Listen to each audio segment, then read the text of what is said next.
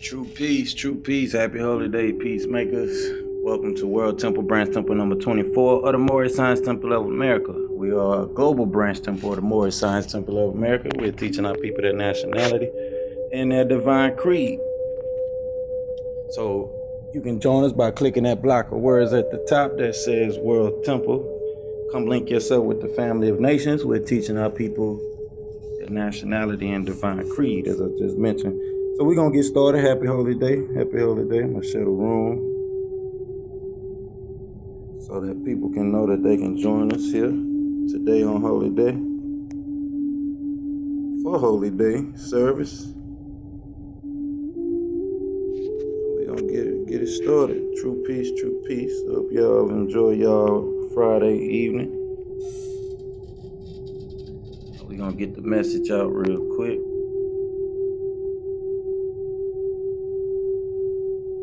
We're going to get started. Well, welcome, everybody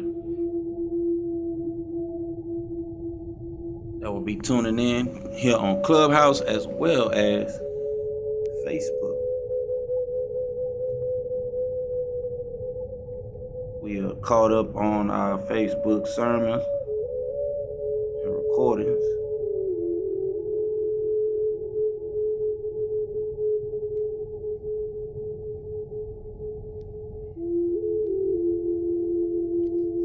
Let's get it started here. First thing first, I want to give all honors to the divine creator. I want to give honors to the prophet, Noah Ali. I want to give honors to the original staff of the prophet. I want to give honors to those that came after the prophet. People such as Honorable Elijah Muhammad,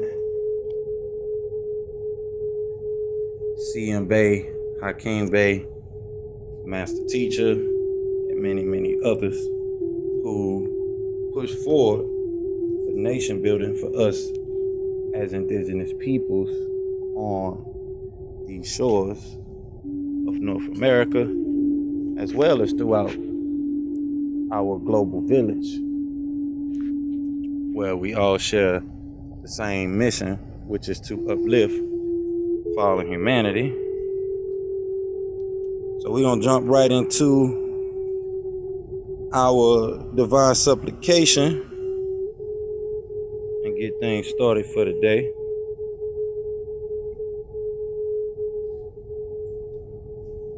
True peace, true peace. All right. So let's go ahead and get into our divine supplication for this week, y'all.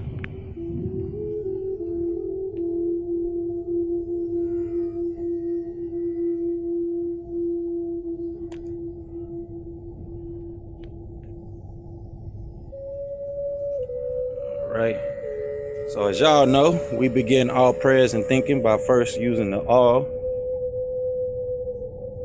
which we pronounce El Kalum in our language.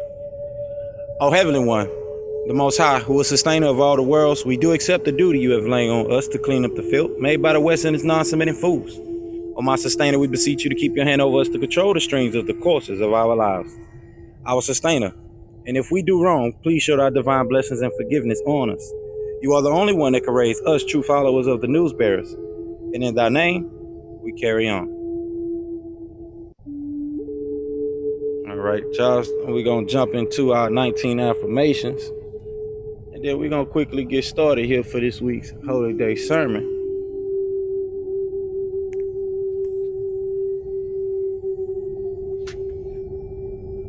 These are affirmations that you should be reading with your family. Take the time out to read with your peeps, your family, and read it together. Read these affirmations together. Some of you all know these affirmations already, called What We Accept as Fact. The daily affirmation of loyalty of the children of the Elohim, and as it states, we accept as fact the eternal laws of nature as revealed through science, past events, logic, and common sense. Revealed as right knowledge, wisdom, and understanding. We accept as fact the highest laws of nature is the cooperation and harmony of all living things. We accept this fact that our way of life is a means to the best end. We accept this fact that loyalty is the greatest of all honors and treason is the worst of all crimes. We accept this fact that what is good for the Holy Tabernacle is the highest virtue, and what is bad for the Holy Tabernacle is the ultimate evil. We accept this fact that the Holy Tabernacle is the finest and noblest organization for all humanity, created by circumstances, and the ancient and mystic order of Melchizedek is the noblest of fraternities on and above this planet. We accept this fact that creativity, love, and cooperation are the essence of success. We accept this fact that truth and facts are always and has always been the originator and creator of all success. We accept this fact that all worthwhile cultures and civilizations came about from the ancient Sumerians and Kamite Egyptians and the Anunnaki or Elohims from the heavens without which there would be none. We accept this fact that for the Holy Tabernacle to survive, expand, and advance, we need first of all a revolution of values and thoughts, which must start within each person by being truthful with themselves and about themselves. Therefore, we completely and categorically reject all myths, fictions, religions, and lies that have not been proven. That would include your heavens, your hells, your hellfire and brimstones, your horny pitchfork devils, your winged angels, and your old man God character sitting on the throne up there somewhere.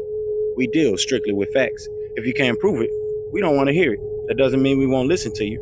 Just don't expect us to accept your beliefs by virtue of a title such as Reverend, Pastor, Deacon, Imam, Sheik, Rabbi, Minister, Theologian, etc.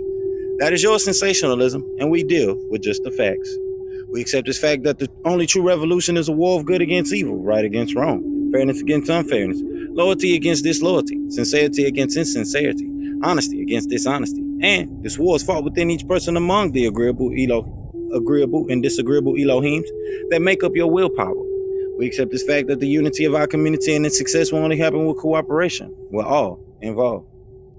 We accept this fact, the total unification of all humanity on the basis of truth. That is, accepting people and races for who and what they are, respecting their culture, their languages, and their beliefs, and expect the same. We accept this fact that the human race's biological and cultural heritage is now under attack by our own morals, our self-righteousness, our desire to control industry, and these things attack the very existence of humanity. We accept this fact that males as well as females are equal in all things and should be dealt with as partners in all matters. We accept this fact that no one race of people is better than the other. In fact, no one wins the race in racism. We accept this fact that communication between different people is the cure to the ignorance that breeds the disease hate. We accept this fact that a good and well-rounded education could prevent most of the ignorance that plagues the world. We accept this fact that the all is just that, the all. You can't take from the all, you can't add to the all. We are all within the all as one. That is our concept of what you call a deity. To the fulfillment of these facts, we children of the Elohim forever pledge our lives, our sacred honor, our spiritual zeal, and our spiritual zeal. All right, y'all, so we're going to get started here tonight with our weekly readings. Get our meditation background going, as well as put up the link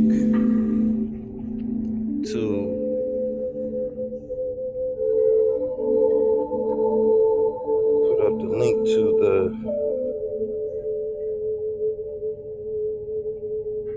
clear vision scroll, which we will be continuing to read tonight.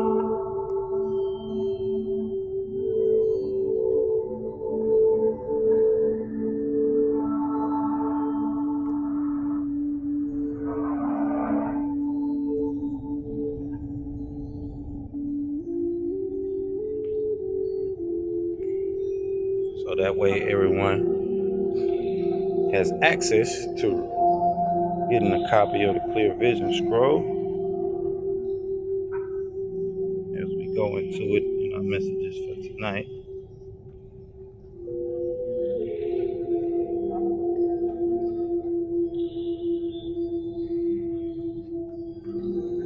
Right. Get this link up here.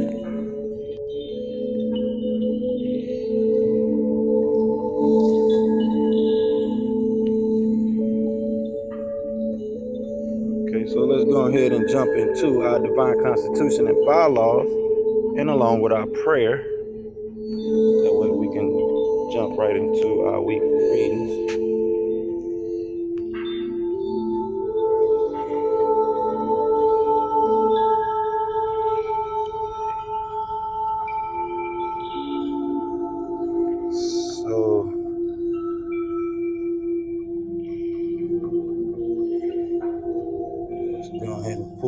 up the Holy Qur'an, Circle 7, and get started with chapter 25.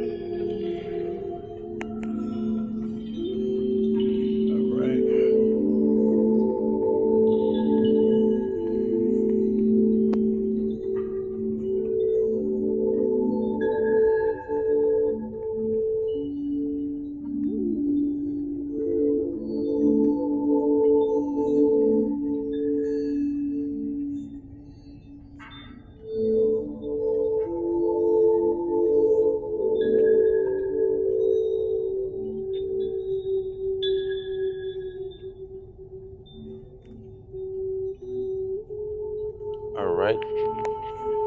Let's go ahead and get started. So as it states, ye are the children of one father, provided for by his care, and the breast of one mother had given you suck.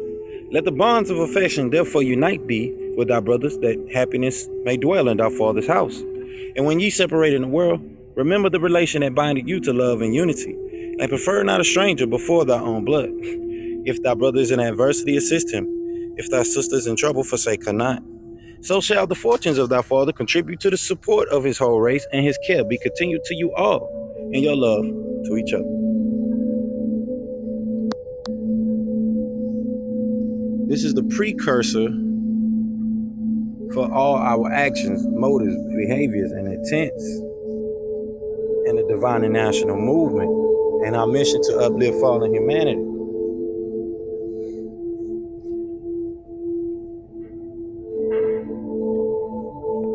The human race as a people, are one people. There's the goal to transcend beyond cultural lines, political lines, religious lines. Learn that there are missions greater, bigger than just your local and social or political understanding of things. There are missions greater and tasks that are greater at hand. With that,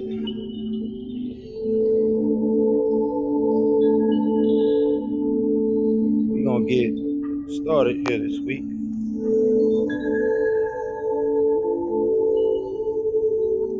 I actually skipped over. Let me go back. I actually skipped over our prayer and our divine constitution. So y'all know how it go. Facing the east, feet at 45-degree angle. 5 fingers up, 2 fingers up. Allah, the Father of the universe, the Father of love, truth, peace, freedom, and justice. Allah is my protector, my guide, and my salvation by night and by day through his holy prophet, Noble Ali. Amen. So we're going to start off with the Divine Constitution, Act 1. The Grand Sheik and the Chairman of the Moorish Science Temple of America is empowered to make law and enforce law with the assistance of the Prophet and the Grand Body of the Moorish Science Temple of America. The Assistant Grand Sheik is to assist the Grand Sheik in all affairs if he lives according to love, truth, peace, freedom, and justice. And it is known before the members of the Moorish Science Temple of America. All meetings are to be open and closed. Act 2. All meetings are to be open and closed promptly according to the Circle 7 and love, truth, peace, freedom, and justice.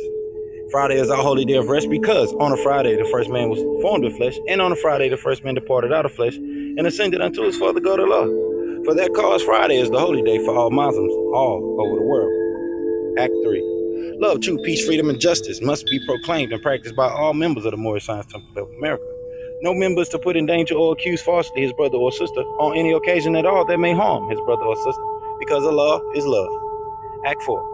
All members must preserve these holy and divine laws, and all members must obey the laws of the government, because by being a Moorish American, you are a part and parcel of the government and must live the life accordingly. Act 5. This organization of the Moorish Science Temple of America is not to cause any confusion or to overthrow the laws and constitution of the said government, but to obey hereby. Act 6.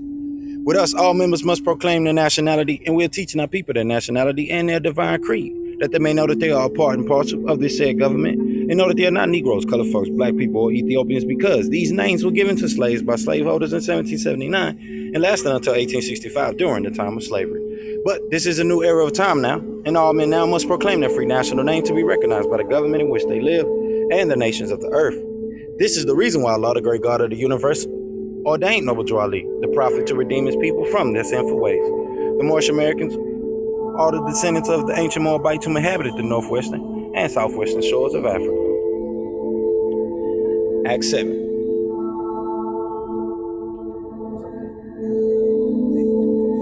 Act 7. All members must promptly attend their meetings and become a part and parcel of all uplifting acts of the Moorish Science Temple of America. Members must pay their dues and keep in line with all necessities of the Moorish Science Temple of America. Then you are entitled to the name of faithful. Husband, you must support your wife and children. Wife, you must obey your husband and take care of your children and look after the duties of your household. Sons and daughters must obey for their mother and be industrious and become part of the uplifting of humanity. All Moorish Americans must keep their hearts and minds pure love and their bodies clean with water. This divine covenant is from your holy prophet, Noble Drew Ali, through the guidance of his father, God Allah.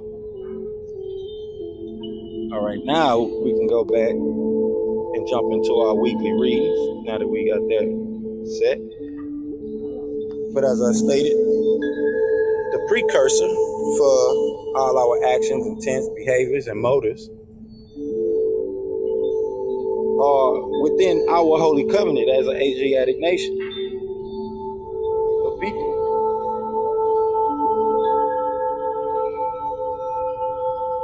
Which is what you get in chapter 25, which reads, Ye are the children of one father, provided for by his care, and the breast of one mother had given you suck. Let the bonds of affection therefore unite thee with our brothers, that peace and happiness may dwell in thy father's house. And when ye separate in the world, remember the relation that bindeth you to love and unity, and prefer not a stranger before thy own blood. If thy brother is in adversity, assist him. If thy sister is in trouble, forsake her not. So shall the fortunes of thy father contribute to the support of his whole race, and his care be continued to you all in your love to each other. So this is the precursor for all our motives, all our behaviors. Chapter 25, the Holy Covenant, the covenant. This is the covenant that we stand on theocratically, religiously, ecclesiastically. This is one of the first covenants that we stand on. Not that there can't be more, not that there can't be anything added, any customs added on to, as the prophet said do. This is just the precursor. This is the beginning. We put the prophet out front. There's a reason for that. Whether you're Nawabians, Nation of Islam, Hebrew Israelites, etc., we should be understanding we got to put the prophet out front.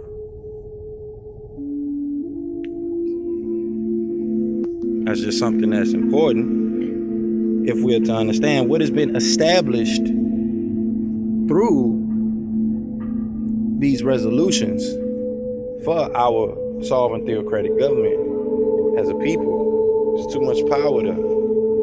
Too much power there. Too much work into what's been done for us to have something that we can call our own.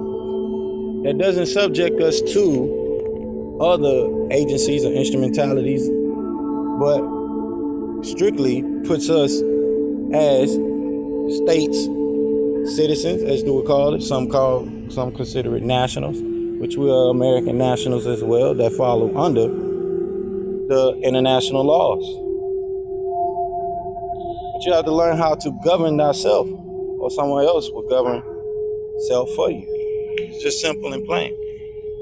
And it doesn't matter which tribe, Native American tribe you come from. Some like to stick with the understanding of being called Indians. But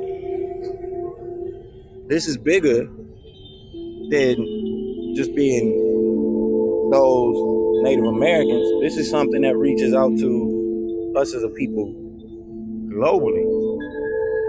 This is a global thing. Especially if more of our people understood that, you know, these titles that they give us, such as Puerto Rican, Dominican, etc. Yeah, okay. You may assimilate to the statism, to maintain compliance, honor, and peace and integrity. But when it comes to who you are ethnically and what you represent and your position politically, you are a Moor. We are Moorish people. We're tied to the land. We are indigenous people. We are those melanated people, those original people, those native people. There are many ways to describe us. So we should be getting in arguments about whether we're describing ourselves scientifically, whether we're describing ourselves geographically, etc. Too much of the division that's keeping us apart as a people. So we're gonna jump to chapter 47 and chapter 48 for this week's reading before we dive on into our series for this next couple of weeks, which is gonna be us jumping into the clear vision scroll. So that way we can go ahead and give that clear vision, that clarity. So chapter 47, called Egypt, the capital empire of the domain of Africa, states, the inhabitants of Africa are the descendants of the ancient Canaanites from the land of Canaan. Old man Cush and his family are the first inhabitants of Africa who came from the land of Canaan. His father Ham and his family were second. Then came the word Ethiopia, which means the demarcation line of the domain of Amexem, the first true and divine name of Africa, the dividing of the land between the father and the son. The dominion of Cush, northeast and southeast Africa, and northwest and southwest, was his father's dominion of Africa. In later years, many of their brethren from Asia and the Holy Lands joined them. The Moabites from the land of Moab, who received permission from the pharaohs of Egypt to settle and inhabit northwest Africa, they were the founders and all the true possessors of the present Moroccan Empire with their Canaanite, Hittite, and Amorite brethren who sovereign from the land of Canaan seeking new homes. Their dominion and inhabitation extended from northeast and southwest Africa across Great Atlantis, even unto the present North, South, and Central America, and also Mexico and the Atlantis Islands before the great earthquake which caused the Great Atlantic Ocean. The river Nile was dredged and made by the ancient pharaohs of Egypt in order to trade with the surrounding kingdoms. Also, the Niger River was dredged by the great pharaoh of Egypt in those ancient days for trade, and it extends eastward from the river Nile, westward across the Great Atlantic. It was used for trade and transportation. According to all true and divine records of the human race, there is no Negro, black, or colored race attached to the human family, because all the inhabitants of Africa were and are of the human race, descendants of the ancient Canaanite nation from the Holy Land of Canaan. What your ancient forefathers were, you are today without doubt or contradiction. There's no one who was able to change man from the descendant nature of his forefathers unless his power extends beyond the great universal creator Allah himself. These holy and divine laws are from the Prophet Noble Ali, the founder of the Uniting of the Moorish Science Temple of America. These laws are to be strictly preserved by the members of all the temples of the Moorish Science Temple of America, that they will learn to open their meeting and guide it according to the principles of love, truth, peace, freedom, and justice. Every subordinate temple of the Grand Major Temple is to form under the covenant of love, truth, peace, freedom, and justice, and to create their own laws and customs in conjunction with the laws of the Holy Prophet and the Grand Temple. The Prophet Noble Ali was sent by the great God Allah to warn all Asiatics of America to repent from their sinful ways before that great and awful day that is sure to come. The time is coming every nation must worship under its own vine and fig tree, and every tongue must confess his own. Through sin and disobedience, every nation is suffered slavery due to the fact that they honored not the creed and principles of their forefathers. That is why the nationality of the Moors was taken away from them in 1774, and the word Negro, black, and colored was given to the Asiatics of America, whom were of Moorish descent, because they honored not the principles of their mother and father, and strayed after the gods of Europe, of whom they knew nothing. So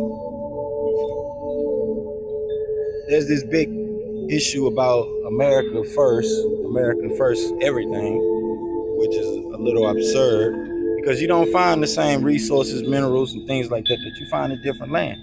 We have to learn to respect the different parts of the land. Now, getting into the battle over the motherland, the fatherland, and we've had that breakdown here plenty of times in the temple. Now, you might want to consider something as your mainland. That's cool and understandable. But differentiating between the motherland, the fatherland, sisterland, and the brotherland should be something that's understood, because that is a concept that comes from our ancient way of life, indigenous way of life and thinking. And not every culture understood the principle of the quality. today is considered quantum physics.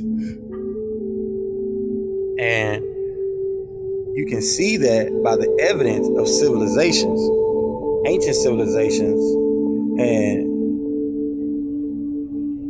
the archaeological findings that have been left for us, which are messages today, in today's time, to be seen. So we're going to jump to chapter 48, called The End of Time and the Fulfilling of the Prophecies. And it states, the last prophet in these days is Noble Ali, who was prepared divinely in due time by Allah to redeem men from their sinful ways and to warn them of the great wrath which is sure to come upon the earth. John the Baptist was the forerunner of Jesus in those days to warn and stir up the nation and prepare them to receive the divine creed which is to be taught by Jesus. In these modern days there came a forerunner of Jesus who was divinely prepared by the great God Allah, and his name is Marcus Garvey, who did teach and warn the nations of the earth to prepare to meet the coming prophet, who is to bring the true and divine creed of Islam. And his name is Noble Ali, who was prepared and sent to this earth by Allah to teach the old time religion and the everlasting gospel to the sons of men, that every nation shall and must worship under their own vine and fig tree, and return to their own and be one with their Father God Allah. The Moorish Temple of America is a lawfully chartered and incorporated organization. Any subordinate temple that desires to receive a charter, the Prophet has them to issue to every state throughout the United States, etc., that the world may hear and know the truth. That among the descendants of Africa, there is still much wisdom to be learned in these days for the redemption of the sons of man under love, truth, peace, freedom, and justice.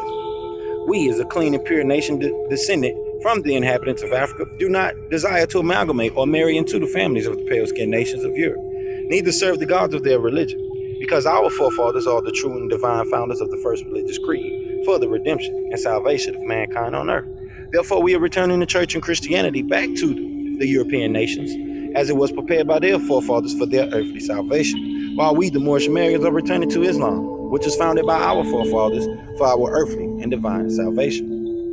The covenant of the great God Allah, honor thy father and thy mother, that thy days may be longer upon the earthland, which the Lord thy God Allah had given thee.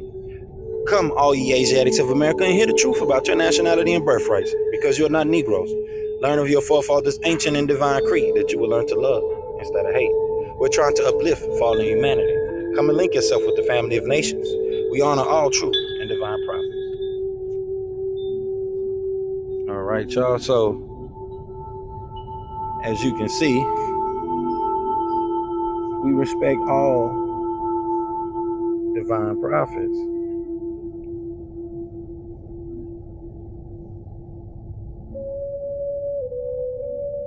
That is something that is very essential to us. Very essential. So,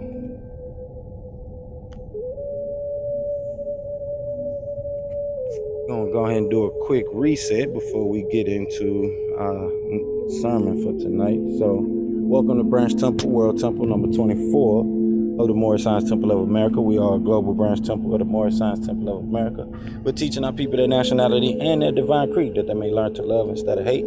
Come link yourself with the family of nations by clicking that block of words at the top that says World Temple.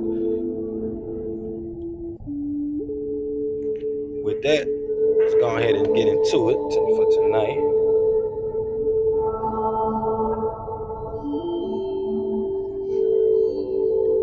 So last week, we left off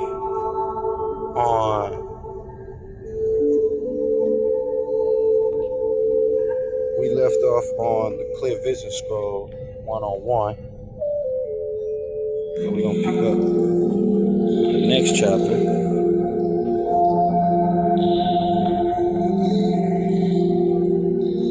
The next chapter called The Message of Sheik. So these chapters, they're titled after the ancient Egyptian, ancient Tamarian pantheon, where you have Ra, you have Shu, you have Geb, you have Nut, Tefnut, etc. So, understanding the system of how these scrolls are being drafted of the Clear Vision Scroll is very important, especially understanding the pantheon of the different cultures and religions across the world. So let's go ahead and get into it. And we're going to break it down one by one as we continue to go through this Clear Vision Scroll series. All right, so begin all acts and thinking using the all.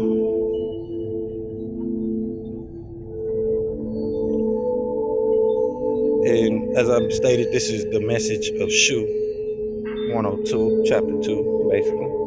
Listen to reason. The breath, or ruah, of life was blown into Adam or Cadman, meaning the Easterners, reference from the organic text called the Book of Life, on Mars, also called Lamu, meaning the deity of war, in a laboratory called Shimti, known as the Adama or the Homo erectus to the Homo sapien project. The second Adam and Eve is Lamu, the deity of war, and Lahamu, the deitess of battles. Their symbol is the tadpole, which in ancient Egypt they are known as He, the deity of chaos, and He, the deitess of immeasurable, the deity of the immeasurable.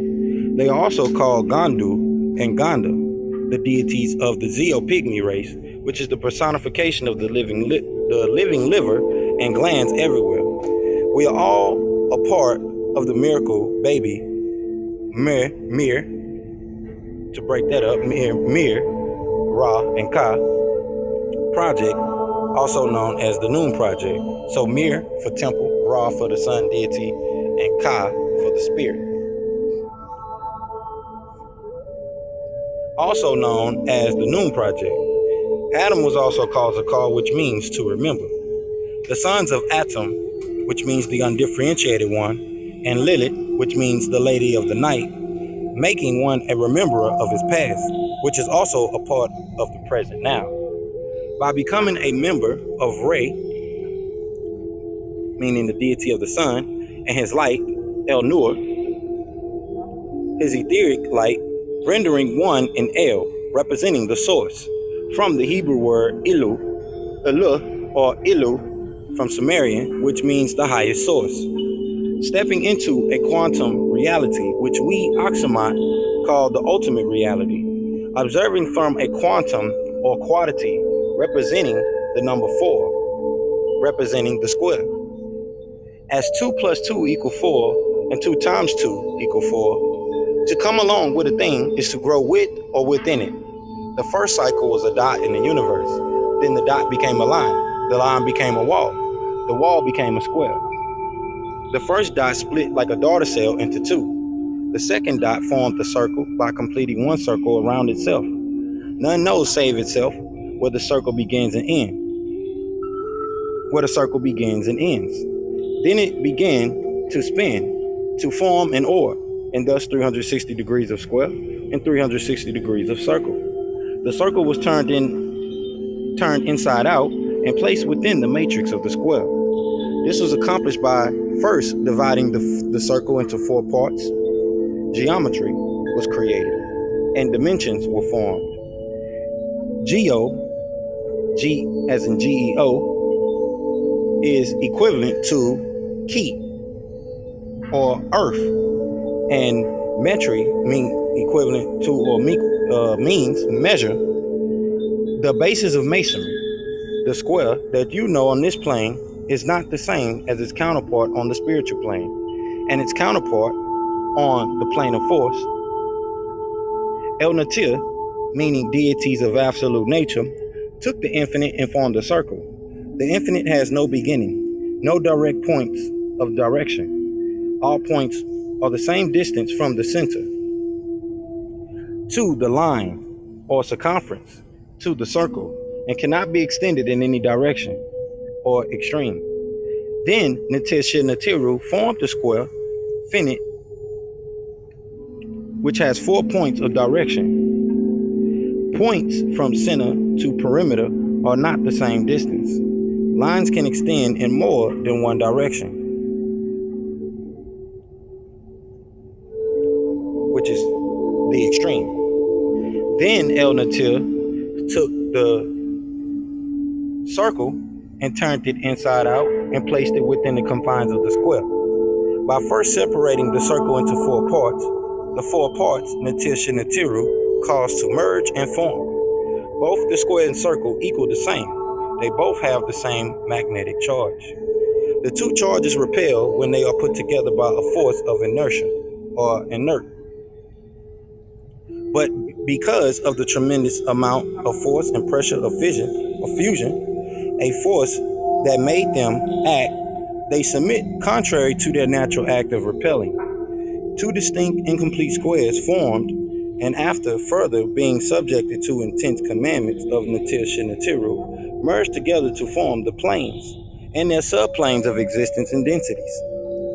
As we begin to travel up together, through, in, and out of all 9 planes of existence, we are your new, which could also be said in you, new, traveling men, meaning deities of fertility, men spelled M-I-N, moving all throughout the new spirit. Our pilgrimage ceremonies was taught by Gabriy'El to Cadman. In the same way, this would be taught to the seal of the prophet in latter times. After completing this, the Allahum appeared to him saying, O Cadman, your pilgrimage has been accepted by the forgiven sovereign. After this, the Allahum commanded Cadman to not go near his confidant mate, Nakeba. This is why he did not go near his mate until the holy days were ended. And on the following day, Cadman and his confidant went back to Nubia. Upon returning home from Becca, Cadman had no idea that he would be faced with the reality that Cain slew his brother Abel. Cadman remembered this story. All the Allahum did as requested, except Iblis, for he was of the disagreeable Anunnaki, the Kafaruna, Anaki. He did not submit because he thought he was superior and older than Cadman, and he was more worthy of the gift which the Allahum bestowed upon their new creation. When the Anunnaki were questioned about the nature of human beings, Lawiy had become one who conceals what he knows to be true, because he did not tell what he knew of the nature of human beings.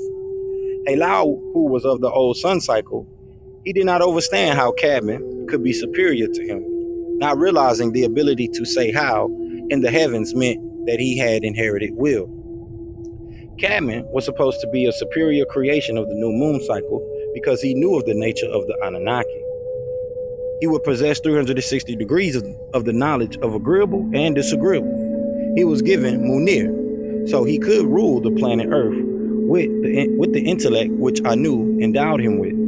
The Anunnaki only had knowledge of the spiritual realm, Malachut, and they did not know the physical, Nasut, which was the destination of Cadman.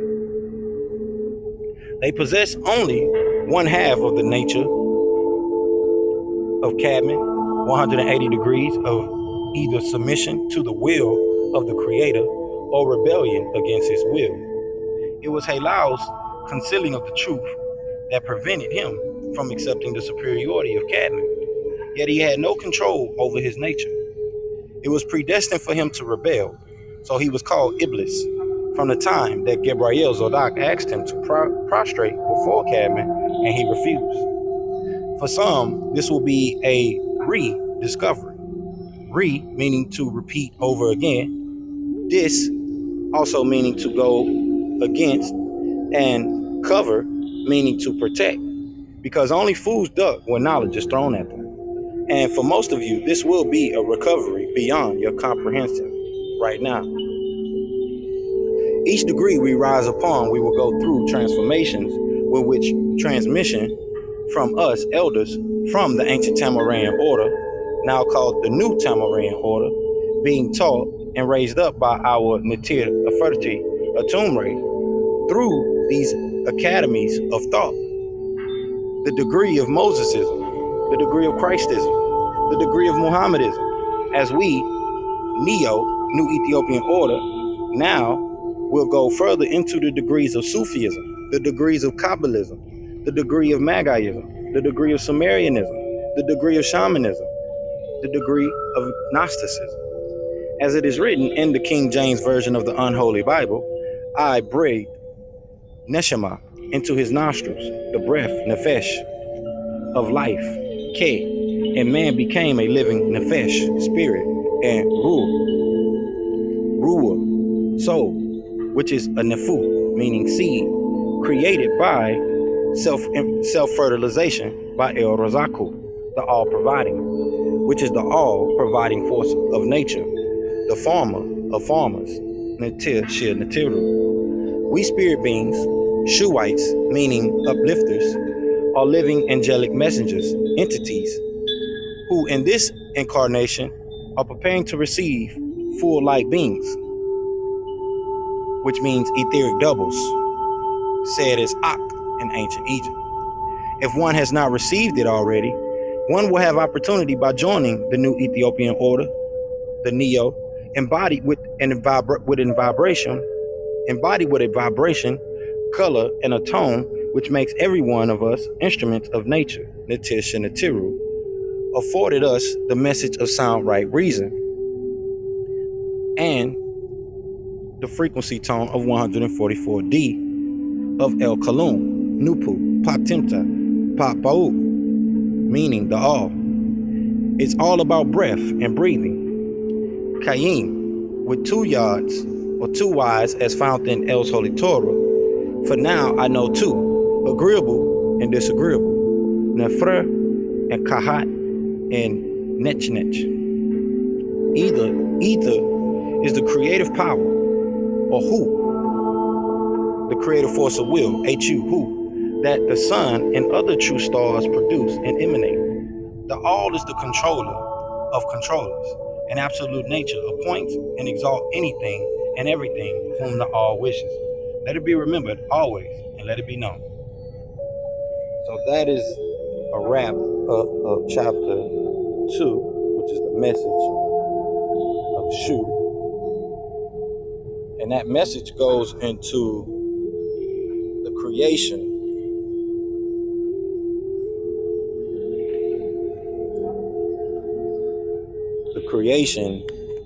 of our dimensions, the universe, and gives it to you from the standpoint of sacred geometry. I see that Brother Jonathan True Peace is coming back to the screen, so I'm seeing your invite. Happy Holy Day, Noble. Welcome. Happy holiday, yes. True peace, thank you. Grateful to be here, awesome. Glad to have you, Noble. Glad to have you. So, we just read, I'm not sure how much you caught of that, of the Clear Vision Scroll, chapter 2, but we just read over that. So, I'm going to go into a little breaking down of the 2 chapters that we just read in our Clear Vision Scroll series. So, chapter 2, as I said, it touches on the creation of our dimension, realm, even this universe and the planet, and gives you detail on what happened from the standpoint of how we look at this more in a neurological sense. Not going into complete full neurological detail, but it does describe the creation of the second atom, which was done on planet, what we call planet Mars. And that's strictly for this particular solar system, because anywhere else in another universe or multiverse, luniverse or sunverse, as we call these universes, that would be another planet or another Lahamu, as the Sumerians described it, because in the nature of nature philosophy, there would be another planet that will replace Mars in that formation of whatever luniverse, so sunverse or multiverse or sunverse. But in the depiction of how the ancient Egyptians understood nature and based that upon the creation story, you have He, Ke, you have He, Kek, Keket, Nun, Nunet, and Amun and Amunet. And first, in the seers of Ra, we first touched on those first atoms, as it states, was called Afsu, and also Ken and Kenu and his wife, his counterpart, according to the nature of nature. So they, according to the nature of nature or true light, we would understand them to be the deity, the hydropygmies. They would be considered the hydropygmies. And the second Adam and Eve technically would actually be the geopygmies, because that is one of the mishaps that did happen while I was drafting the vision scroll. So it's on record in case anyone down the line wants to go back and forth about it. It has been cleared up, put on record vocally, and it will be copied so that way you all could correct those that are trying to correct and go back and see if what I wrote later on in the future was actually a vision, because it will happen. They have already challenged a lot of the work that I've done over the years, especially when it comes to showing how the master teacher, as he stated himself, is one of the participants in the creation of the doctrine and the information that came about, especially when it comes to the Noon philosophy, Noon science, the nature of nature, and these tablets and books. So this is why this was done. This is the motivation behind it, is to clear up what we call in theology the hermeneutics.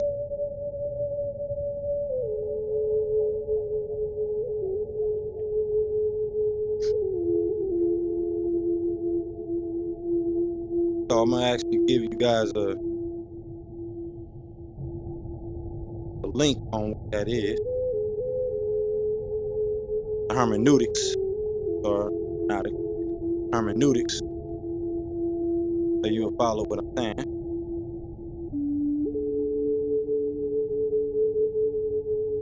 Can you hear me over there still? Okay, cool. Sure, give me a mic check. All right, so Yeah. appreciate it. So I'll put the link in the chat for the hermeneutics, and we're gonna go over what that is real quick here, which is the theory and methodology, not mythology, but the methodology of interpretation, especially the interpretation of biblical texts, wisdom literature, as well as philosophical texts. As necessary, hermeneutics may include the art of understanding and communication. And the root of this word hermeneutics is the Greek deity Hermes, who is in ancient Egypt called Thoth or Ta'ut, the messenger God. So who is your messenger that gives you the methodology of the interpretation? That is the person that you go to and listen to for the knowledge. So this is why this was done, because if we are to be who we are as Nubians, those of the Nebuah, those prophecies, those thoughts of Allah, those angels, right? As we talk about in our temple one-on-ones, then we are there to make sure that people have the right interpretation, to give the right explanation. There's only one way to interpret or explain, technically explain 2 plus 2. That's 4.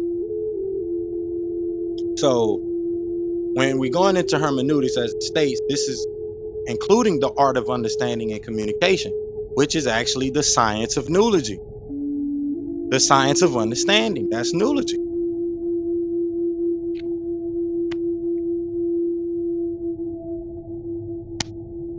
So I will be actually putting that term in the school for us, because we know they like to change things when we start to learning what these things actually mean and what they're connected to, as somehow that's going to change the actual source information and knowledge behind it as they try to switch things around, so that way we don't really understand the things of the past.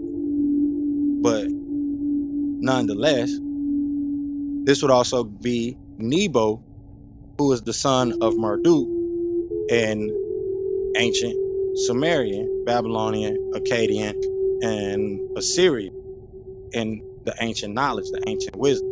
This is who that would be. So when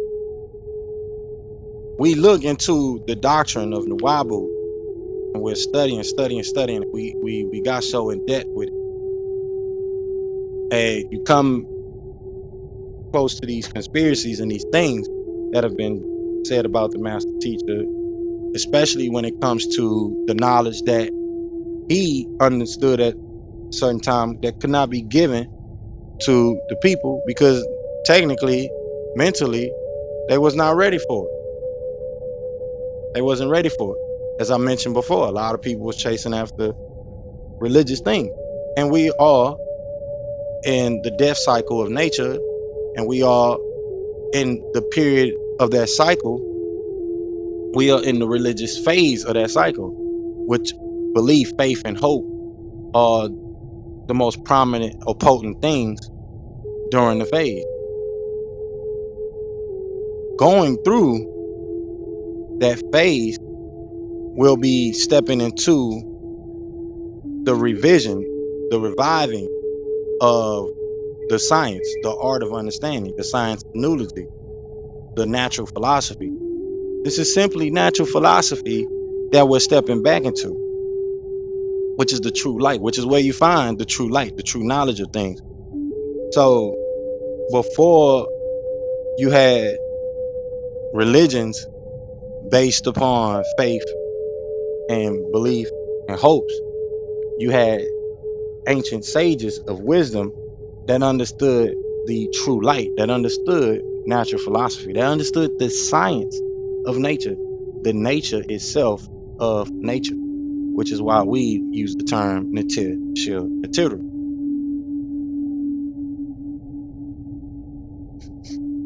So hermeneutics requires you to actually understand the culture, and this is what insight you get by understanding the Nebuah, as is said in Arabic, which means the prophecy, the prophethood.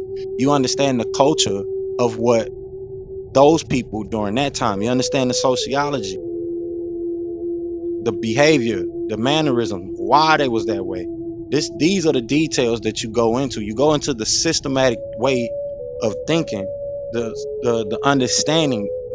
So that way you're looking through the people of whatever past and whatever time you're dealing with. You're looking through the lens of how they seen things. You're looking through the eyes of how they seen things. You're looking through the same scope. So this is what dealing with the hermeneutics is about. This is the purpose of why we went into what we go into far as breaking things down from saying this is the ancient and divine creed of Islam, because this is concerning the ancient sages and the ancient knowledge of the people. Pardon the body? True peace. True peace, yeah. Is what you're saying that people have different periods in their mindsets based on genetics or, like, I guess, connections within imprints to make them who they are, that defines how they perceive the world? And then there's the hermetics, or the language of being able to maneuver within that space, and it separates you from. Am I getting that correct? Well, not necessarily genetic part. I did touch on the genetic part earlier, but not far as and concerning this.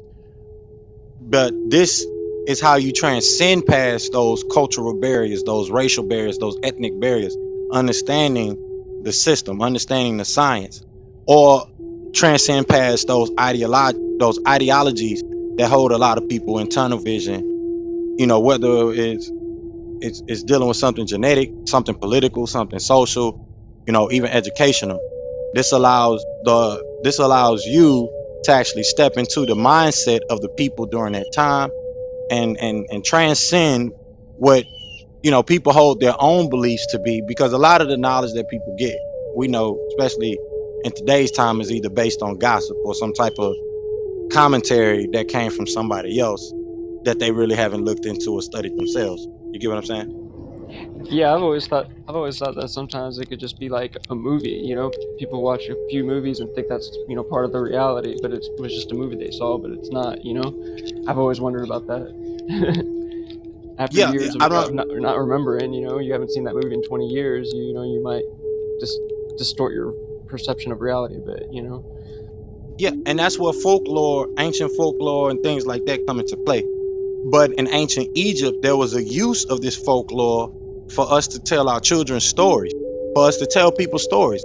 That's part of the things that we do here, is we tell the story. We're going through the actual stories. This is why I'm getting into the clear vision scroll, so we'll understand the story and the plight of our people. But in specific, this particular temple, branch temple number 24, the plight that we went through, it allows us to tell the story that we went to get to where we're going. So that way is actually documented record for people to come back, and actually look into. But I mentioned this also in chapter 1 of the clear vision scroll. That's one of the things that I did mention when I said beware and be wary of the writers of Hollywood, because they're writing these movies, and they're being channeled down to the script writers by Luciferian beings. So I mentioned in verse 71 of chapter 1, listen to reason. Don't be confused by the fictions and falsehood created by the amber light being, meaning the Illuminati, and extraterrestrial entities known as Luciferians, meaning, or serpent children, members channeling down information to scriptwriters in Hollywood. But we are really living in a matrix system set up by these lunatics, or lunar beings, or disagreeable beings from the satellite moon called Luna. So that is also a part of it. A lot of the ideologies that people hold dear and true, some of them do come from movies. And even if you take it before today's time with movies, that takes you back into ancient folklore and ancient old time stories that would get passed down, and essentially is just gossip of the town, gossip of the community, and sayings of the community that end up happening because it was a tradition that was created by way of what's called a hadith, traditions of man, cultures of man, sayings of men, So in ancient times, that would become what your movies are, which we know one of the purposes of certain movies is to make sure that we understand that this is just imaginary, when in actuality it's probably based on something that's actually real.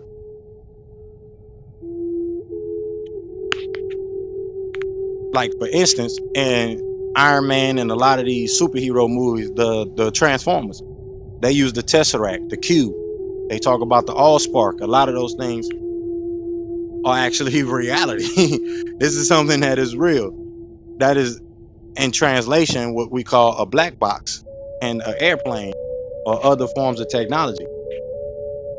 And the advancement of that black box or that technology depends on whoever's creating the computer structure for it.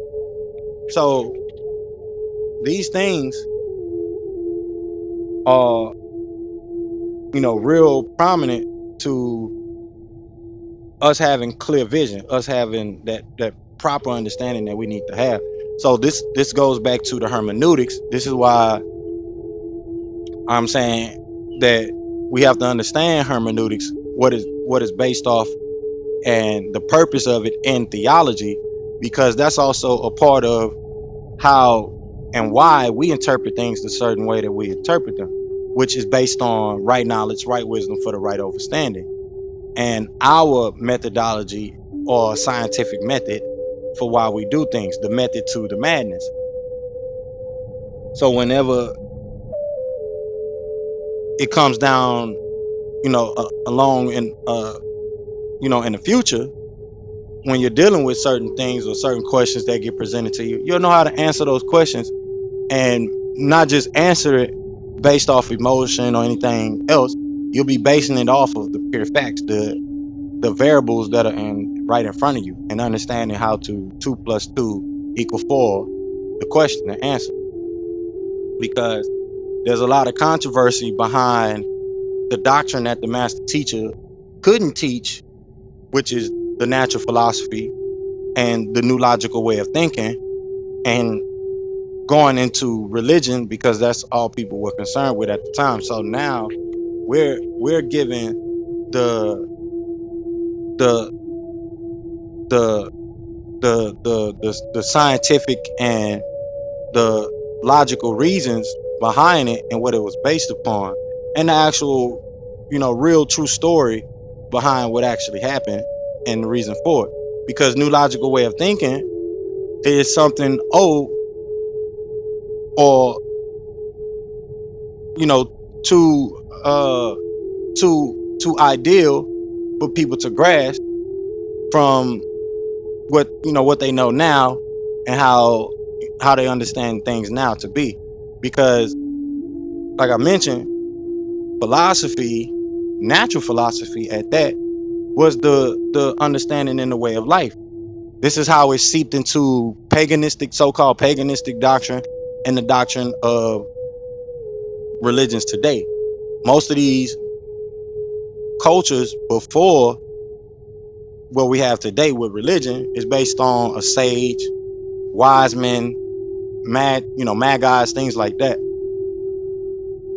and what they call philosophical kings, especially back in philosopher kings back in ancient Egypt. So this allows us to really break it down and go into it gradually, so they understand the pantheonic structure that came before this religious structure that we have today, how it was based on natural philosophy, and not just solely based on faith, hopes, and beliefs, and help them see the the picture, the vision, help them clearly see into the past, but not just the past, also where they're going in the future. So the clear vision scroll clears a lot of that up, especially like I was saying with the doctrine, with the master teacher, Dr. Malachi Z. And what he couldn't give when he first started writing and first understanding what Nuwapu was, especially within the religious culture. So as I was as the direction I was going in just a second, earlier, a couple minutes ago, is all of these religions will have the sound wisdom, the doctrine of sound wisdom, newlogy, the science, the new logical thinking revive out of them. Whether it's Christianity, whether it's modern day Christianity, modern day Islam, modern day Hinduism, all of it will be revived through new logical way of thinking and taking them back into the true light. So it doesn't matter if it's Native Americans, Native Asians, Native Africans, and their creation stories, whatever it is, we'll be able to see what our ancient forefathers and divine mothers seen in the past, which helped develop a global chieftain system, a global system, which is why, in which you can make reference to the reason for having all these pyramids connect all across the globe, whether it's inside the earth, on top of the earth, etc. While people out here fighting about America came first and America is really the land of the land of civilization, or the cradle. I'm sorry, not the land of civilization, but the cradle of civilization, etc.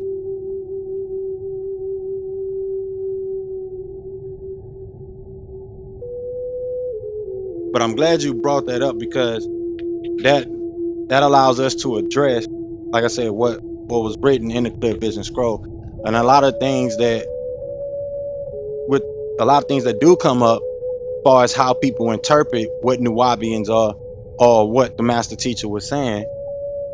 If you really look at it, they say he stole this and he stole this and stole that. The master teacher did not steal anything. He was only making reference to other people's information and showing you how they look at things, putting you behind the driver's seat of how they look at things through their own eyes. And that's basically what hermeneutics is. This is why, if you look at it, the master teacher always addressed himself as Tahuti, as Hermes, one who interprets the message of the gods. So if we see that, we see why certain things were said. We can understand why certain things were said, but we understand that this is coming from someone outside the knowledge of the hermeneutics within theology, the hermeneutics within philosophy, the hermeneutics within pantheism. So when we get into the philosophy of things, we know that we're on point and able to connect the dots, and that helps us transcend, even delivering and conveying the message of sound right wisdom on a basic level. Like I was saying, you have Mars, but that's only in this sunverse. That's only in this particular universe where you have Mars, but you have hydropygmies going all across all universes, luniverses, multiverses, and sunverses, everywhere. For every creation, there's a hydro pygmy. There's a hydro pygmy group of entities that's created at every beginning cycle of nature. So when we look at it, and you look at the concept of what's being drafted in the clear vision scroll, with Afsu, and that being the one who existed from the beginning, which his name means the one who existed from the beginning. That first son, according to Sumerian doctrine, but not just Sumerian doctrine. If you go and look in depth to other cultures' creation story, you find that sun god, whether it's Apollo, at at at at Anu, Ra, Atma, etc., and even the Southern American creation stories, Native American creation stories, they all are similar, starting out with that core sun, that first sun. And understanding natural philosophy on top of that will help you understand natural science the way we as ancient Egyptians, ancient Tamarans, ancient people, ancient Etherians understood it in general. So when you start to dive into science, start diving more into science, getting into the astronomy, the theogony, the nugeny, the biogenesis, all these different things, and you start getting into it, you really understand the science of it. And you're not caught up in the thought forms of those, parasitic parapsychology thought forms, parapsychological thought forms, those thought forms that are created based on faith, hope, and belief of the supernatural and nature itself. Because you know how to look at things from the right knowledge, the right wisdom, ask the right questions, the who, the what, the where, the how. So this is what the clear vision scroll helps us get into that sacred geometry and really understand, okay, now this was mentioned in this other text, so how am I to understand it being conveyed to me from a scientific standpoint? Because we are still in that religious phase. So with Noon reviving out of religion, that doesn't stop the fact that scriptures is going to be created. This is why you had apostles, etc. You may have the seal of the prophets, but the seal of the prophets don't mean the ending of prophet. The seal of the prophets means this is who seals the prophecy. So that means the structure, the example set by Mustafa Muhammad Al-Amin, Prophet Muhammad, Ahmad, known as the seal of the prophets, the comforter. This is the style of way things will be done. This is sealing that. So it's sealing the fact that the information will be given in the form of readings, channeling. And we have our sacred records to help us channel. So with neurology, you have your Scientology, which is based on the study of science, the study of knowledge. Neurology is based on the study of understanding, because having the knowledge don't mean you necessarily understand it. You necessarily know the sound wisdom of it. And we know that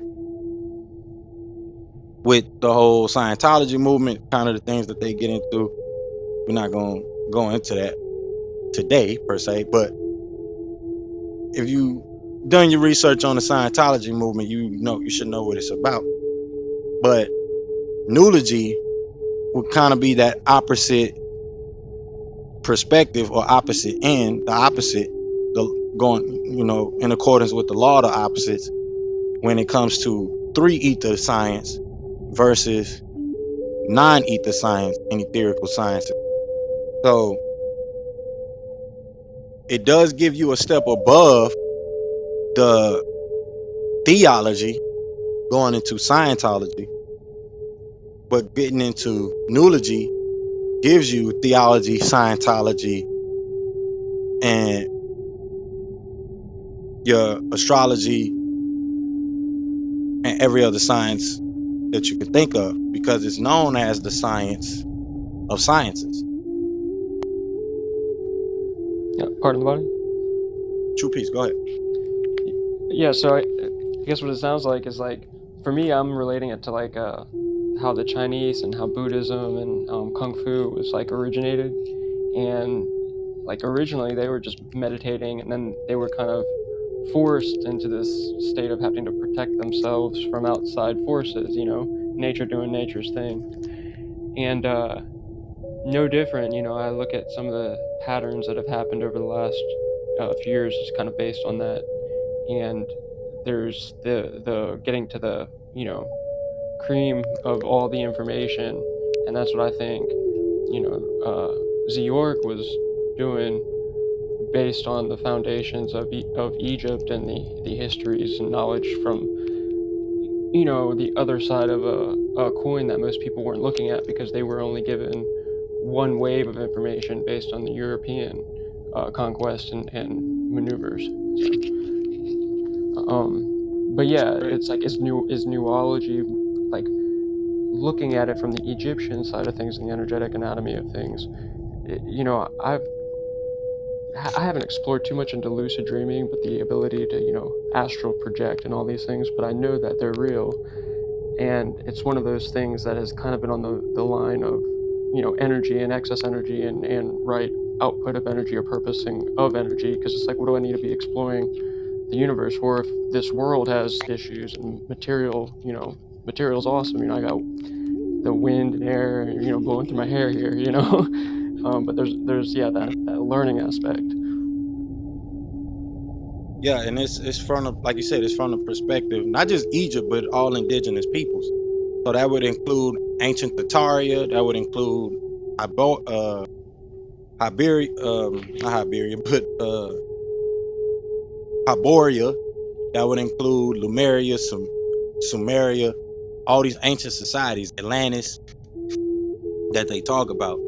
So all indigenous peoples from all these so-called lost civilizations, and how they actually looked at it. And if you really get into it, this is quantum physics. This is the the matching principle or key component that you need to go with what's called quantum physics, because there's a metaphysical or parapsychological aspect that ties into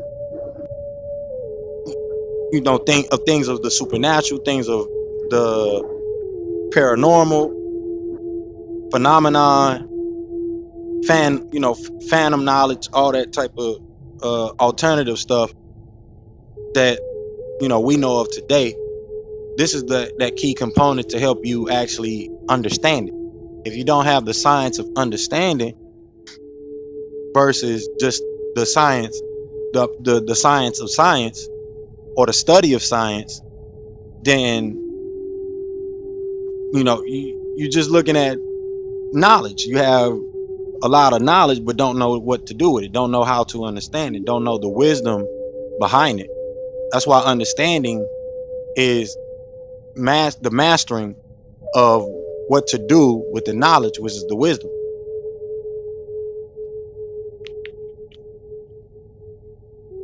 So this is why we put together the the continuation of the temple of Karas as the anointed ones, as it mentions in the clear vision scroll. This is why I drafted the clear vision scroll. This is the inspiration behind it, because we are those messengers, those apostles, sages, wise men, wise women, gods, goddesses, etc. That is to continue on the prophecy, the prophethood, the the the divine messages, the great news, and keep it going. So that's the inspiration behind it, and also to clear up, like I said, the hermeneutics behind whether we should integrate or whether they should be mixed, Nuwabu and True Light, Noon, or Noon Science or Noon Philosophy. Should it be mixed? And I'm showing through the work that they naturally go together. It's a natural connection of the law of the opposites, because people describe Nuwabu or Nuwabians as cults. They look at it as another religious group, etc. They state that the master teacher went from this religion, that religion, yada, yada, yada, which in actuality, if you look at what the master teacher stated in the beginning, he started off as a Sufi mystic, which Sufis show you how all religions connect to each other. That's one of the main principles of being a Sufi mystic.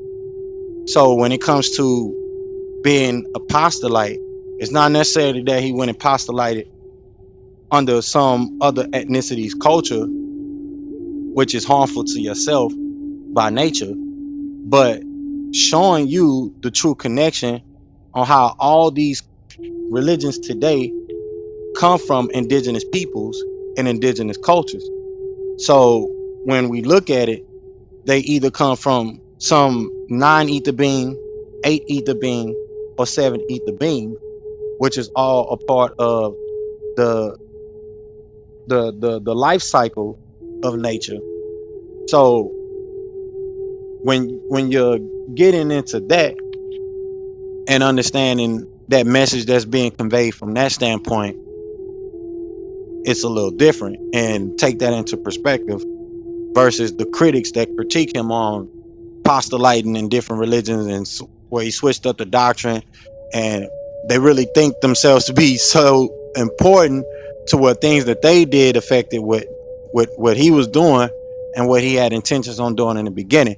Because if we look at the doctrine of the true light, and I reiterated it in the clear vision scroll, that, and I'm reiterating it now at this standpoint, that religions will be where the revival comes out of the true vision of the, not true vision, but the true light, the knowledge of the true light. The noon philosophy, the natural philosophy, will be revised and revived out of religion. So all of these cultures, all of these religions that have been created an extension of these original cultures, this is going to be the precursor for what comes out today. So they wasn't ready for him to go from being Imam Isa al-Hadi al-Mahdi to, or technically from Hamanubi Ruwak Patah to East Imam Isa al-Hadi al-Mahdi to Dr. Malachi or to Melchizedek to Chief Black Eagle Thunderbird. They wasn't ready for those connections, and they still don't get those connections. They still don't get how these deities, as far as the Elohim, the Anunnaki, the Thunderbird, the Conchina, the Odamari, the Orisha, are describing the same entities. Now there are certain other entities that can be grouped in with the Elohim and things like that, because you're referring to these beings, these gods. But when he's giving you the distinction and the clarification on which beings, which extraterrestrials connected to which, to which particular ethnicity they're connected to, then you have clarity.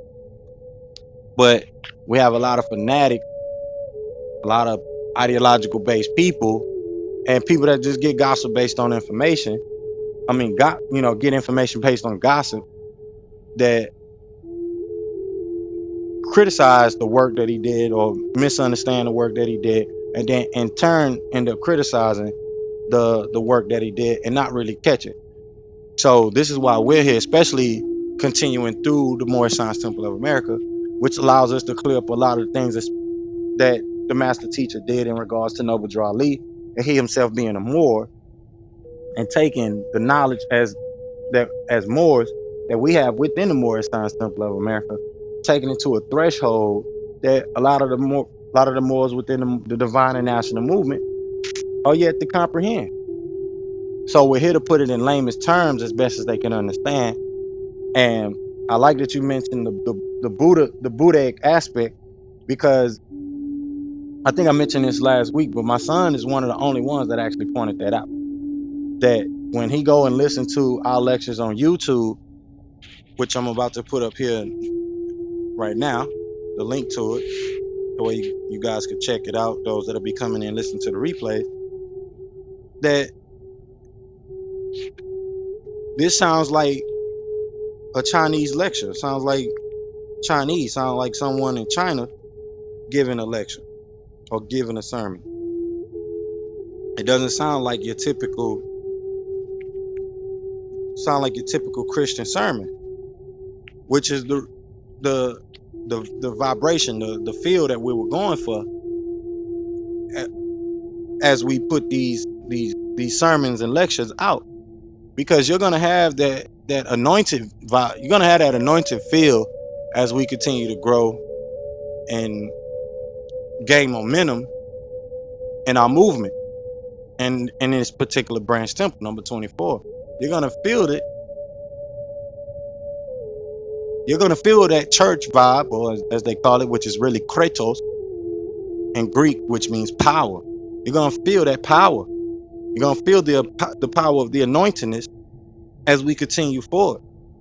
But you're also gonna feel the fact that we want you to come in and go through what they call enlightenment, but also be in a space of tranquility, be in a space of comfort, be in a space of meditation, relaxation.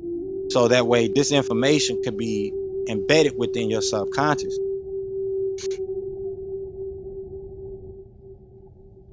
Understanding that point, if we look into it, you have the Martyr Buddha, which are Moorish Buddhas, what they call the Black Buddha, the Nati-headed, Nati-dreaded Buddha, the golden one, the golden Buddha. This is what this is about. This is where that comes from. Getting into ancient Tai Chi. That is the physical side, some of the physical practices that you see, but the discipline, getting into it. Ancient Hindu, the discipline, or what they call the sect, but the particular discipline of the bhakti. That's what this is about.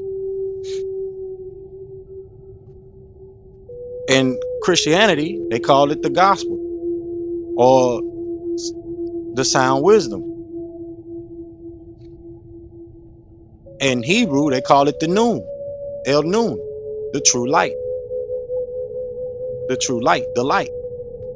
In Arabic, it's called El Nur, the light, the true light, El Haq Nur, the true light.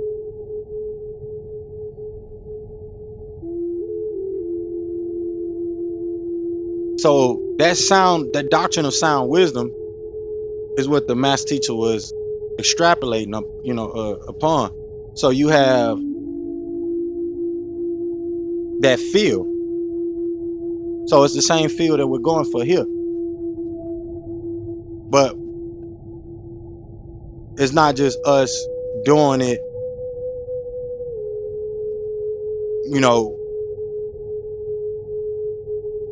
outside of the lecture. We got the meditation plan right now while we do the lectures.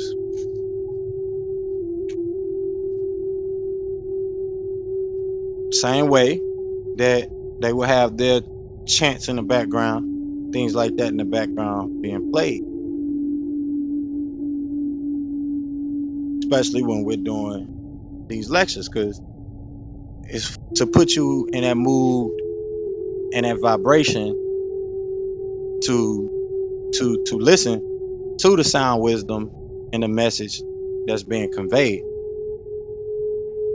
So we still, like I said, gonna give that fiery sermon, those fiery sermons, of course, that's gonna be coming through. And the people that'll be coming in doing that 15-minute sermons or lectures, it's not stopping them from doing that, or giving a fire lecture, with the heat, with the heat behind it, with the anointingness behind it. But that peace, that state, that environment that we're creating, that space that we're creating, this is where it gets into that, because like I said, that's an indigenous doctrine, the sound doctrine. Even the Tao getting into Taoism, or the Tao. however you want to look at it, the yin and yang, the kaha and the nechnet, the umshagel, the anaki,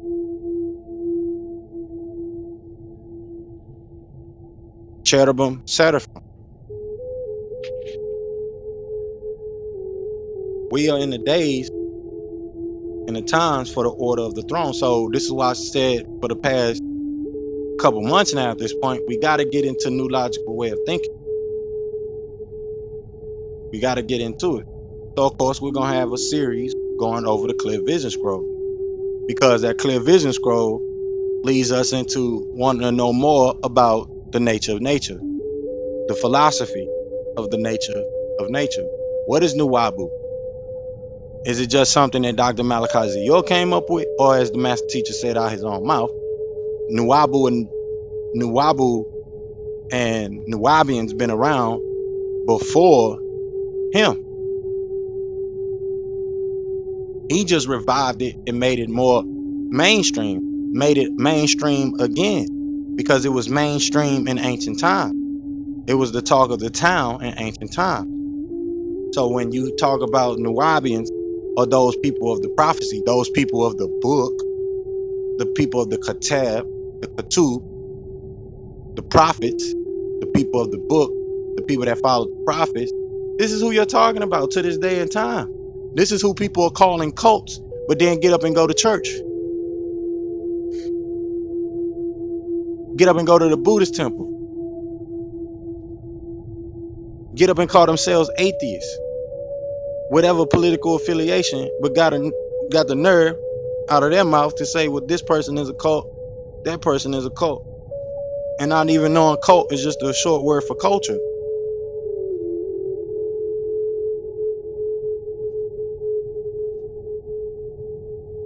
And not seeing through the bigger picture, where we're dealing with conspiracies being created because people do not know how to think for themselves. So this space, this environment, this condition that's being established is here, especially for those, a lot of people like to associate Islam and Muslims as a jailhouse religion. You don't really too much find them associating Islam, not Islam, but Buddhism, Jainism, Taoism with jailhouse things. It's more of something of, hey, that person need therapy, or hey, I went through a lot in life and I need to go through this process of reinventing myself, enlightening myself, healing myself. People turn to Taoism, Tai Chi, Buddhism a lot of the times for healing, even Hinduism for healing. But if they knew that, especially with Hinduism, which is a perversion of Nuwabu, that they had their own indigenous representation or version or origin behind those so-called Eastern wisdom, the wisdom of the East that comes from indigenous people, from Southeast Asia to today, Middle East, ancient Mesopotamia, to Africa, to America and Atlantis, and the Anuia of ancient America, the Algonquian of ancient America, the Anuia, the Innu, all the same people, Innu, Anu, globally, from Antarctica, Alaska, Canada, down through North America, down through South America, back to Africa, back on down to the solar ice caps in Antarctica again.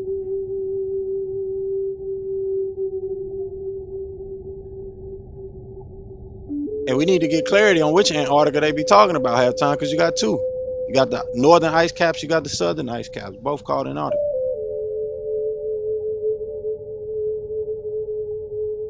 You had civilizations on both. South America connects to Antarctica. They're trying to say now the pyramids in Antarctica is older than the pyramids in ancient Egypt and Nubia. You got everybody fighting to be the first. While they're fighting, we're depending on natural science itself, based on nature itself, the science of nature itself. So, as Noble Jonathan mentioned earlier, with the Buddhists, they had to move around and do certain things and forced to do these things because of nature. We're gonna be forced to change our society and our culture because nature itself.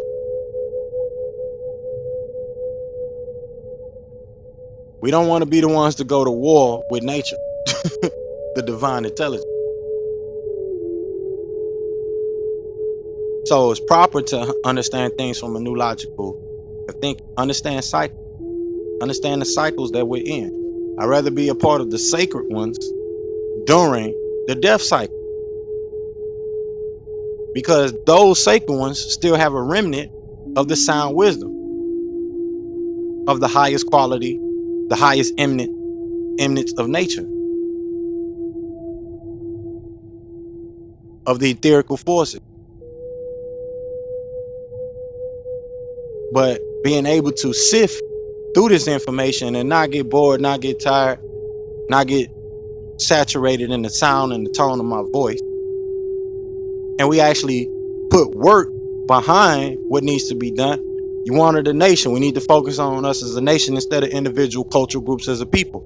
Okay, well, here we go. We got the Moorish symbol of America. It's been publicly and lawfully acknowledged as a global, as a nation, as a theocratic nation, sovereign theocratic nation, which protects you under international law. You don't need to go and create another statehood. We have a theocratic government as the temple.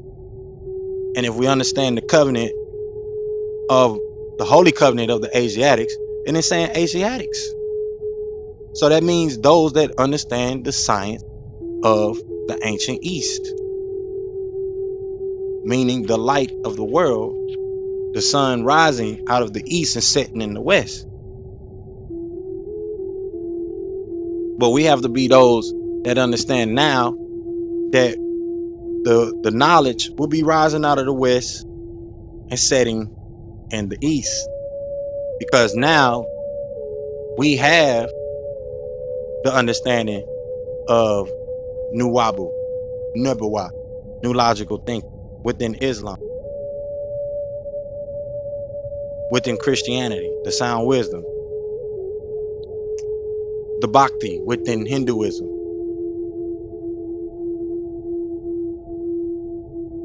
the Buddha within Taoism,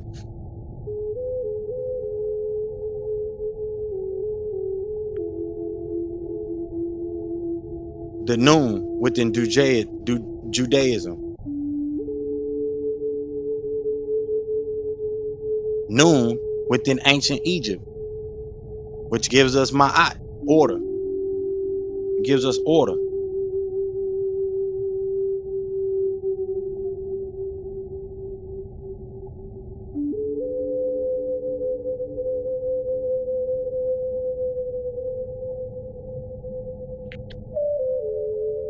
So I want to go ahead and reset the room. We can jump into our current event. Me and Uncle John tonight, but we can definitely get into current events.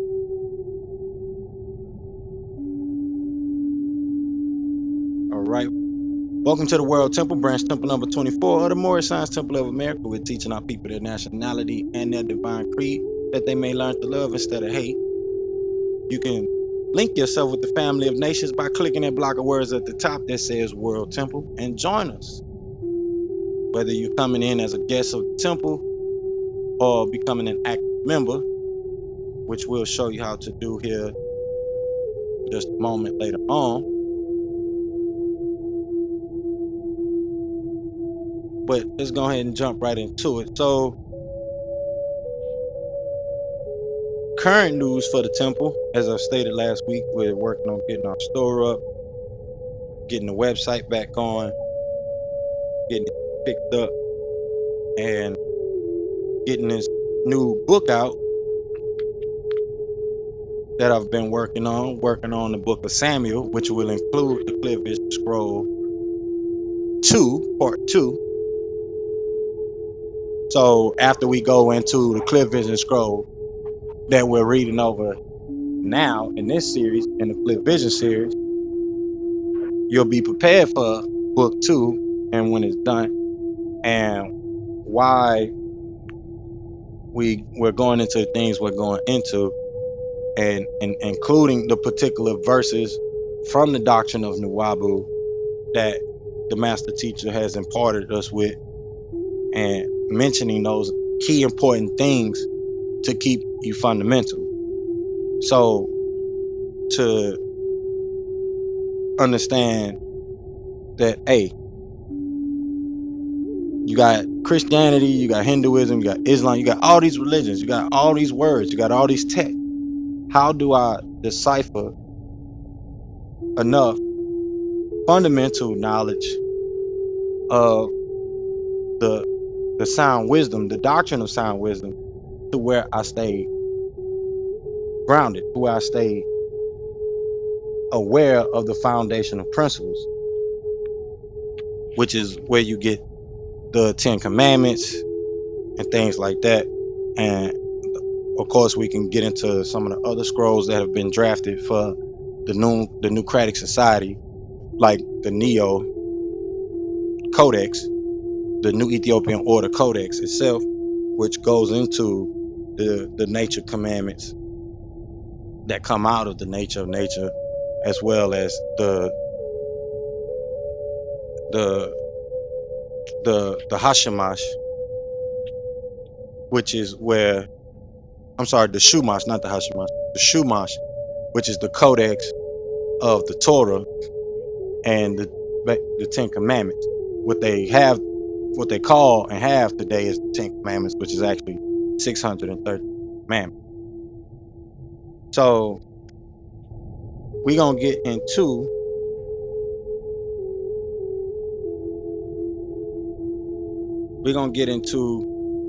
these current events today and what's going on today in current time with that update. So the floor is open. Just like I said, just me and Brother Jonathan here. I don't know if you want to chime in, but I know same thing that was pretty much floating around last week is the same thing now. They got the indictment with Trump. A couple weeks ago, there was actually a panel on UFO disclosure by the government, which was something major that happened. Yeah, I listened to that whole thing. Yeah, that was pretty cool. You watched the whole couple hours. I think it was like 3 hours. Yeah, it was like 2 or 3 2 hours. hours. Yeah, that was really cool. I felt like it kind of opened up the ability for people to start discussing the oversaturation of information, or the layers of how much we don't know, and kind of how kind of spooky it can be. And I think that kind of goes back to what I was just thinking about, what you said at the beginning of the sermon tonight. Is that, like, I think that's why people were freaked out about Zodok, is because he was presenting a lot of information. Some of it was beyond their scope of research themselves. So it's like, whenever you approach people with a bunch of stuff really compiled like that, it just kind of goes into this not wanting to deal with it right now. And sometimes if it's constantly coming at you, then you have to deal with it. And I think there's been a lot of mishandling of things over the years, and there's other things going on that because of the way that the system has operated, and people have been kind of brushing certain things under the rug, that you can't fix something that you don't know about. So there's some people who have been doing certain things. This is all pre-internet, so it's like, now we have the internet. Internet of Things is coming into play for sure, quick. Yeah, I'm definitely resonating with you. Definitely resonating. The the panel included a lot of questions that we already, see asked on a regular basis when it comes to the UFO, IFO phenomenon thing. And I would say I'm kind of glad they did that.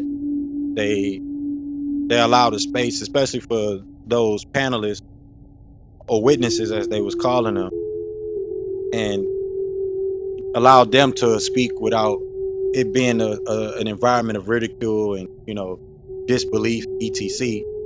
Because these are government these are government sanctioned things that these witnesses are talking about. And they also call them, they also refer to them as whistleblowers, which is also another crazy thing. But it's out there, so all of the ridicule and things like that is going toward the so-called UFO community. I like to see how how the situation kind of unfolds, after the fact with this panel. And another thing you stated about, the information that the master teacher was putting out way before there was a widely known internet thing for us to communicate through.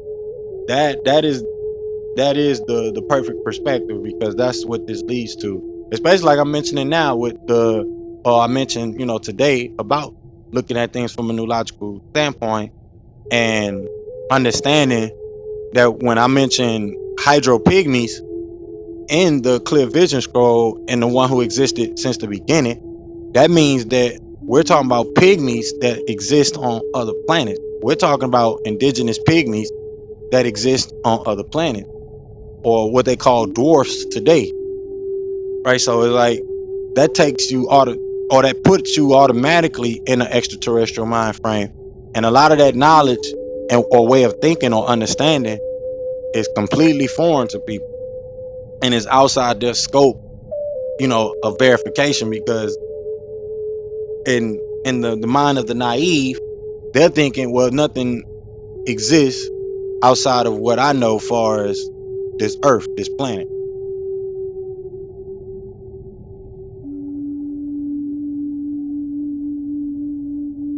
So I'm glad we got to touch on that. There, there is also the, like I said, the same old going on in the news. The the campaign for Trump, things like that. We're getting ready for those things to take place. As I mentioned, you'll start to see, as I mentioned before, a couple of months back, you'll start to see things shape differently as we move forward in the political campaign and kind of move forward. There's a lot there's a lot of back and forth going on still to this day. But we know financially that the country is somewhat in a halt, especially with the direction of where we're going. And we know it's clearly turning toward digital currency, or what they call cryptocurrency. So it's a waiting game when it comes to how things will turn out for the financial situation for this country, especially after the recent incidences in Maui that is taking place. There was an incident with the burning in Maui and the fires there. There were some fires that took place there, and the responses from Joe Biden saying no comment is really, really touchy to a lot of people, a lot of different audience that look to their presidents, especially when these type of events happen, for answers. So when someone responds back, he has no comment, and there's a lot of people, houses burning, and this wasn't no small fire. This was someone like a citywide, from what I'm understanding, citywide Yeah, burning. I saw photos. I didn't get too far into it. I figured I'd still give it a couple days. But I think there was just like this, there's like some people had enough of something. So, but I haven't looked into it beyond that. I definitely, it sounds like it's, you know, like the natives there that are kind of getting frustrated with the tourism, and I know things have been getting really bad over the more recent years because of the influx of it being a hot spot. Yeah, so we definitely need to look into, you know, more of that for the next coming week. And, you know, like I said, with the campaign and how things are shaping up, you have the indictment of Trump and them trying to get him out the way, basically, you know, to see the end result, if it's working, if it's not working. Personally, I think it's not working or not going to end up working because of the data. You know, it's what the data shows, especially when it comes to the historical perspective and the importance of certain individuals and their perspective and why they try to lean on their perspective, similar to going out and campaigning to get the black vote or get the Hispanic vote. It's the same thing. So seeing these perspectives and it actually not being in the current regime's favor, we're in for a great toll, a great toll of things here to come, especially with the things that have happened with COVID and you know how we look at those things. And there's there's room for growth for both ends. But as we know, if we say the Pledge of Allegiance, we're in a republic form of government, republic constitutional form of government. And with that understanding and just going back and doing some real thorough history, because each side is trying to pull each other's card, especially about this racism thing. They're making that a big issue today. But this is why I mentioned also earlier, we have to be able to transcend these things. And this is where having that space, that environment to actually, you know, communicate our thoughts, our feelings, and even ideals is, you know, this is what this is here for, especially doing these current events, having these current event segments, which allows us to do so. Pardon the way. Yeah, that's what I like about the whole blogging and the World Temple right there, is because with all the, you know, TikTok and all these fast clips and all this information, people will actually find that they're getting closer to themselves by researching a lot of these different perspectives, or even getting deeper into their own, you know, foundational truths, you know, not waiting for a pastor to teach you, but actually do research online and find out what, you know, how deep can you get within it, you know. But by doing it in a blogging formation, you're doing it alongside others, and you could be able to, who knows? I don't know. It's wondrous on that front. Uh, uh, right, right. So it's just going to be a perspective of us setting that example, and that's essentially and solely it. As we create monetization on TikTok, on YouTube, and then eventually expand that over into other social media platforms to where you find our presence. Today's situation is not like yesterday's situation in the 1920s and the 1960s. So economically at this day and time, we have enough media outlets to really create an influence for ourselves, especially clearing up the image that needs to be cleared up on behalf of the Moorish Science Temple of America, on behalf of the new YBN people, because they, like I said, they look at them like some type of cult, some type of uh, you know, fanatic religious group of UFO believers. So now when you have a panel about UFOs coming out, what does that say about all those that slander the knowledge of the people that come out with these alternative versions of historical perspectives from the controlling, you know, European psychology mind frame, and how it leads to a, you know, a more open, free enterprise way of thinking from all perspectives, from all walks of life. And as much as I cringe on these discussions by some of the people that I hear having discussions and panels and things like that, I still prefer that freedom of speech versus the fact that a lot of people do not get a chance to let their voice be heard, to let their thoughts be heard, let their opinions be voiced. So platforms like Clubhouse, doesn't matter if a white person, melanated person, etc., who created it. The fact that there's no there's no barrier to communicating with whoever you want to communicate with on here. That's one of the perfect things. Now you still do, as I mentioned before, you still do deal with the aspects of socialism where people group up and they group up with their primitive based associations as far as their primitive mindsets, whether it's racism, whether it's political or even economic, or classism, whatever the situation might be. But it still allows you the opportunity to transcend those things. Now, some things that I think Clubhouse should clear up, like we can't even use the word Negro, which is a term that's universal, but you can't even use the word Negro on the app, which is a little sus. I'll say, for like the children say, it's a little sus, a little suspect. So, but things like that, nonetheless, doesn't override the overall factor of this allows us to communicate with people across the globe. We are a global branch temple. So this is a extending branch to everyone across the globe and our foreign sympathizers and supporters.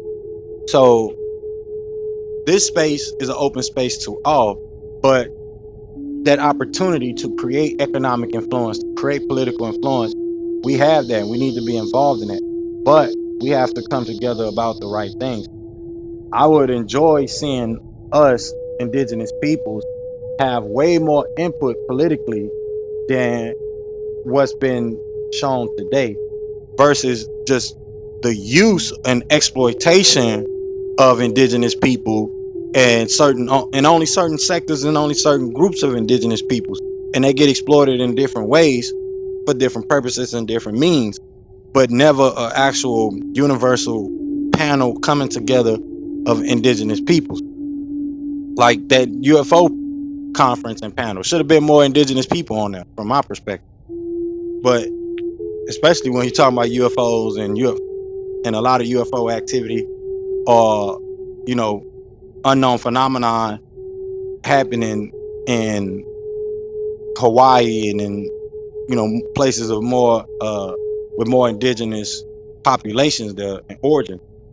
So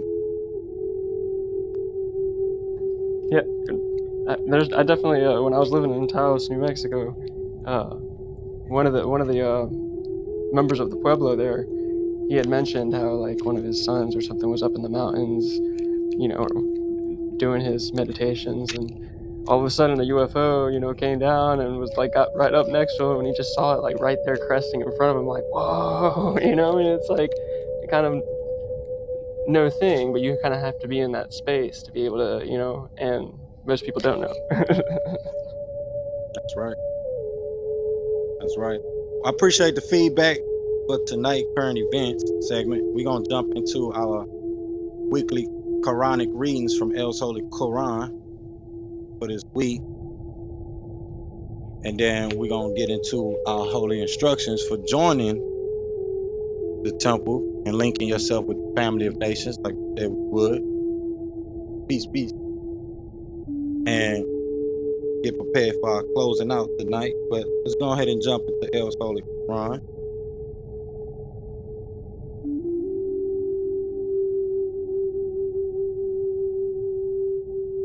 And kick off where we left off last week.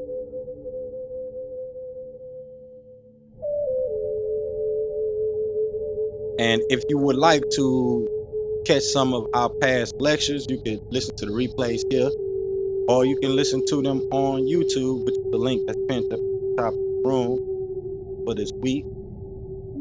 I'll be adding that link to our temple website, so that way you guys check it out there. But we left off with chapter 35, I think, last week.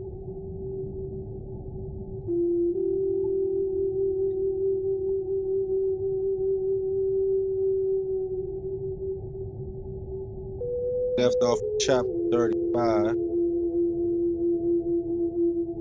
I mean, started off with chapter 35.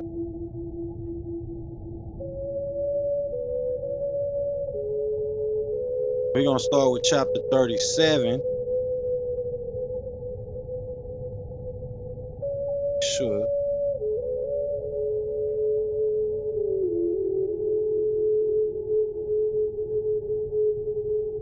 No, I think we chapter 36. Start off with chapter 36. Yeah. So I think we left off right there, chapter 36. Called El Tariq. El Tariq, the knock, meaning the knocker. And they changed that from 36 to chapter 86 in the mistranslation of the Quran. So as y'all know, we begin our prayers and thinking by using the name of the source, Allah, the Rahman, who is most merciful. And the commentary states, the knocker, which is the star Bennett, Muhammad is questioned whether he will be able to perceive what Torah is. There is no spirit with a Hafiz. Inosites must contemplate of that which he was created from. He was khalq from sperm. The source is capable of returning the Inosite. On that day, all Inosite secrets will be disclosed. Inosites will not have any power or nasir. Qur'an is a decisive pull and not an unserious matter. Allah is scheming a scheme. So Mahil, the concealers of the facts, for a little. And the ayat to read, the verses read, and the heavenly skies, and Al-Tariq, meaning the knocker, or the star Bennett, which is a sham from Nibiru, and by what means would you, Ahmad, would have perceived what the Tariq is? It is the brightly piercing Al-Najm, star, or craft. There is no nafs, person, which does not have a Hafiz, meaning guardian, or Anunnaki. So all Inosites must seriously contemplate of that which he was created from, the Anunnaki. He, the Inosite, was Kulib, created from Ma'a, Duf, meaning gushing water or sperm, which travels between the Suhuf, solar plex, and the Tarib, meaning spine.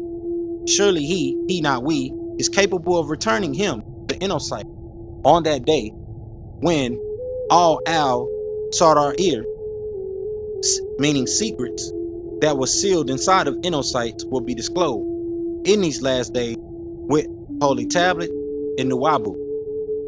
So he, the Inosite, will not have any Kuwa, power, nor any Nasir, meaning aider. The sky, Zat, meaning possessor or essence or source of Al-Rash, the returning crafts, meaning the returning crafts from the sky, and by the planet Qui, Al-Ard, meaning earth, which splits open for the seeds to push forth, Tiamat, meaning splitting Tiamat in two. Surely it, the Quran, is a Qalun, Fasul, meaning the decisive saying. And it, the Quran, is not to be taken as an al-Khaz, meaning unserious matter. Surely they are scheming a Qad, meaning scheme, and Akidu, I, not we, am scheming a scheme. So Mahil, respite al-Kafarin, those who conceal that which they know to be the facts, but only a little while. Surika Allahu el-Azim. So the Quran is saying right here that Muhammad may not know at this particular time that he's giving this information that the Najm, the star that they're talking about, is actually a craft. And there's no one without an angel, a guardian, over them, appointed over them. So these beings that are called the guardians or Wusabat, the host. They're guardians over each individual person, people throughout the earth, every people. So this affirms what I was just saying earlier, or kind of what I made reference to earlier, that every ethnic group of people has ETs or a group of ETs that they're descendants from, their parents, their protectors, their ancestors, that are called the star people in certain Native American creation stories. So when you hear a lot of these, what they calling them pretendians now, which is is a crazy term, but when you look at a lot of these people that claim to be Native Americans or American Indians, a lot of, especially when they use they gravitate more toward the term American Indian. A lot of them have no actual recollection of the creation story of their particular tribe, because they would be teaching the people from that creation story. For example, I'm Blackfoot Native American, and during the research and study of of in of my tribe and into the tribe, one of the tribes that I'm connected to, we have the story of the sun dance and how we're connected to the sun as sun people, how we are a part of what you call the original people, and our language would be Nitsipisi, the meaning the original people. So that also goes back to Ta Nahisi, which means original people, melanated, indigenous, so-called black people. So you have your creation stories that you can connect not to just your particular local's tribe, but also the national, the clan, the the global view of the creation story. You can connect it all back to each other, even what we have today in modern day. You can connect it back to ancient civilizations of that particular geographical and local area. So it's saying right here that everybody, all the humans, all the mortals should contemplate on where they come from, their origins, their ontology, their source. This is a part of the science of science, your ontology, the source, the study of origin. Where do you come from as a people? That is studied in the science of system or systematic thinking or the mind. So when it's talking about the secrets being revealed, these are the things that's been taking place. Like Jonathan, noble brother Jonathan, just hit the nail on the coffin. Because the fact is, a lot of the things that the master teacher was talking about before the internet became more of a popular thing, people had no way to affirm what he was saying to be the facts. So 30 years later, you see the seekers, especially those that became disgruntled members, the seekers that they were held in their heart, because now they think they're questioning Dr. York and his doctrine. And as I mentioned earlier, the master teacher is just affirming right knowledge and facts that have been proven, or things that have been stated, even things that are hadith or opinions that have been stated or either interpreted in the past, and the origins on where they come from. Because this is the science of Nuabu. This is the science of the Nebuah. This is the science of the true light. It's giving you the source knowledge. It's connecting you back to the source. So of course, in a major way, with the law of opposites, you find Nuwabu in Islam. You find Nuwabu in Islamicism. You find Nuwabu in Judaism. You find Nuwabu in Taoism. You find the word noon in Native American culture.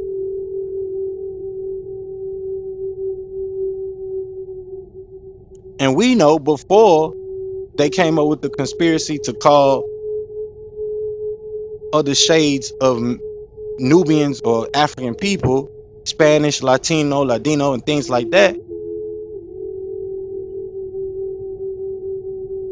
We knew that these words connected back to the ancient civilizations,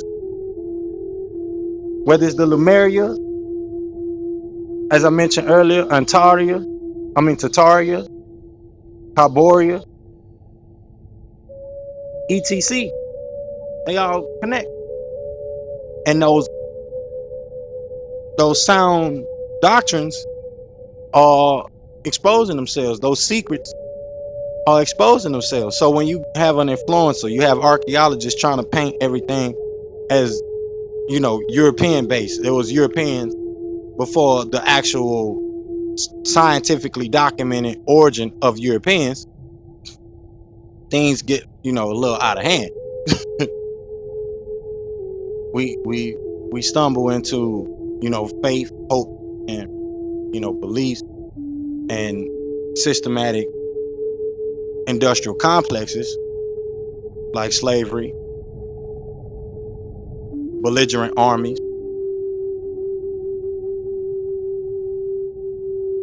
because the Saba is talking about a host of people that are not martial in their intent, but they are protectors. They are militant in their protection, but they're not belligerent.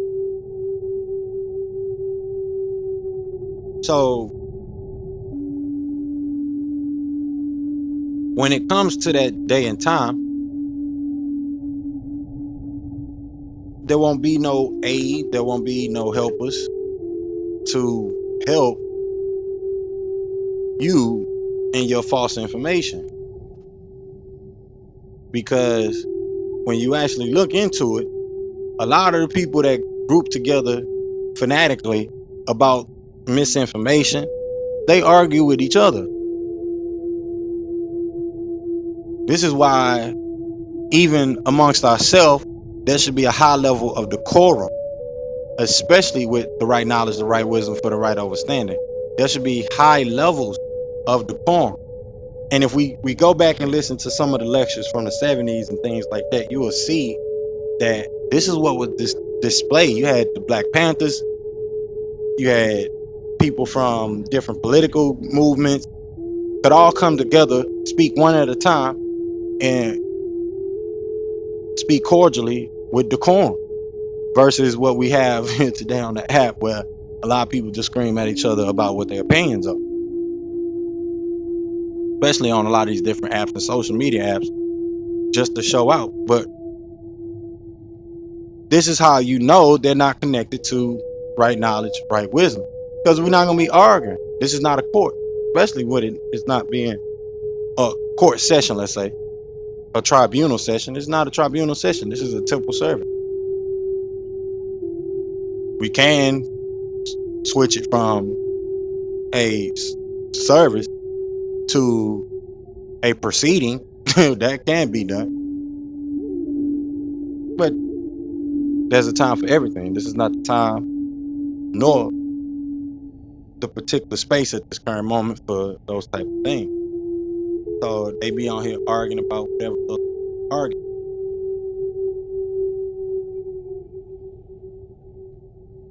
So I know we don't got much time for me to read 37. So we'll pick up on 37 next week, called Al-Qamar, meaning the moon. We'll pick up on that next week because it's a little long. So we're going to get into our holy instruction. That way we can be on time for those tonight. But as we shift gears, I want to mention and make known that when you're getting into the things about sovereignty, please, please be aware of the people that are consumed by the concept based on the power that it could bring them versus the actual principle and concept of what sovereignty actually means, how you go about to achieve sovereign freedom as a people. Because we had lots, or what they would call sedition today, which is basically like a voting system or a consulting system.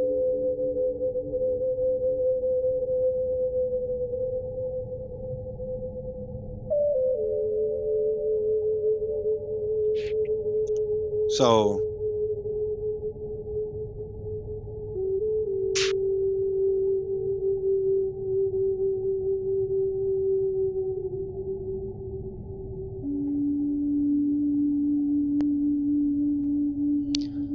I have been kind of curious about the part of the body. Excuse me. yeah, go ahead. I've been curious about the housing industry and repurposing things. We last service we spoke on the. I think I mentioned something about North Carolina having a bunch of houses that are somewhat old, getting old, and you got a lot of land that could be used for growing small crops of hemp. But it's the multitude, or not just hemp, anything. I mean, really, for that region. But it's the multitude of people coming together um, with the new tools available. I feel like could be able to bring a new world really quickly. But I think that there's this challenge with the real estate and the views on the land. And I would think that anyone who would get a form of housing through new processing would have a sense of stewardship to that land and integration to a greater the ocean of things, the world ocean of things, essentially, with that privacy still in tow. Well, this is why it's important for us as a national, divine and national movement to kind of get our focus, especially with the things we talk about here in regards to economics, because it's definitely going to be things that concern getting into industry and being industrial. And the main industry and industrial endeavor that we need to be dealing with is real estate.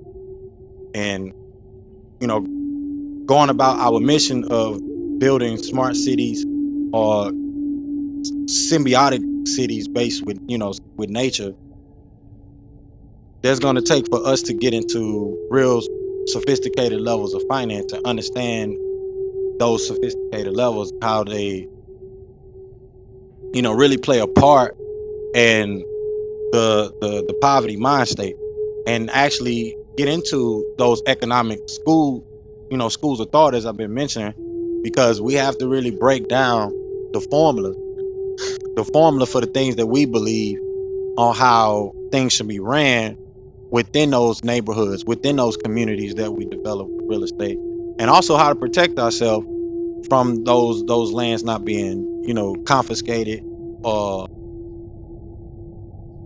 uh being taken under some other form of prescription or eminent domain. You know, if we maintain control and power over our domain, which gets into understanding forms of economic, but also the the international laws and things like that go into that, and maintaining that domain over the land. Um, that's one of the uh heaviest conversations that need to be had. Yeah, that taps into admiralty law and yeah, it's a big, and like that's something that I think a lot of people are jumping into this sovereignty movements, but it's so big that they think that just doing this little tiny thing is going to be the solution, and I see that the proof of work is where it yeah. And even I'm Yeah, still kind of yeah. but now that what you're mentioning, that is the solution, or that needs to be the topic. At the top of our priority, because we need to be discussing solutions and not the continuous problem, because that's what caused people to get attracted toward the drunkenness of the power that comes into that sovereignty concept. Topic. So I'm glad you mentioned that and brought that up. So I'm gonna change the link at the top, and I also put the link to sortition, not sedition, but sortition, so you understand the concept of getting into the different structures of elections and appointment of political power, especially when we read the divine constitution and bylaws here, which actually talks about the structure that we're supposed to operate on here as a temple. So give me 1 second. I'm gonna put the link at the top, and we're gonna go through the whole structure.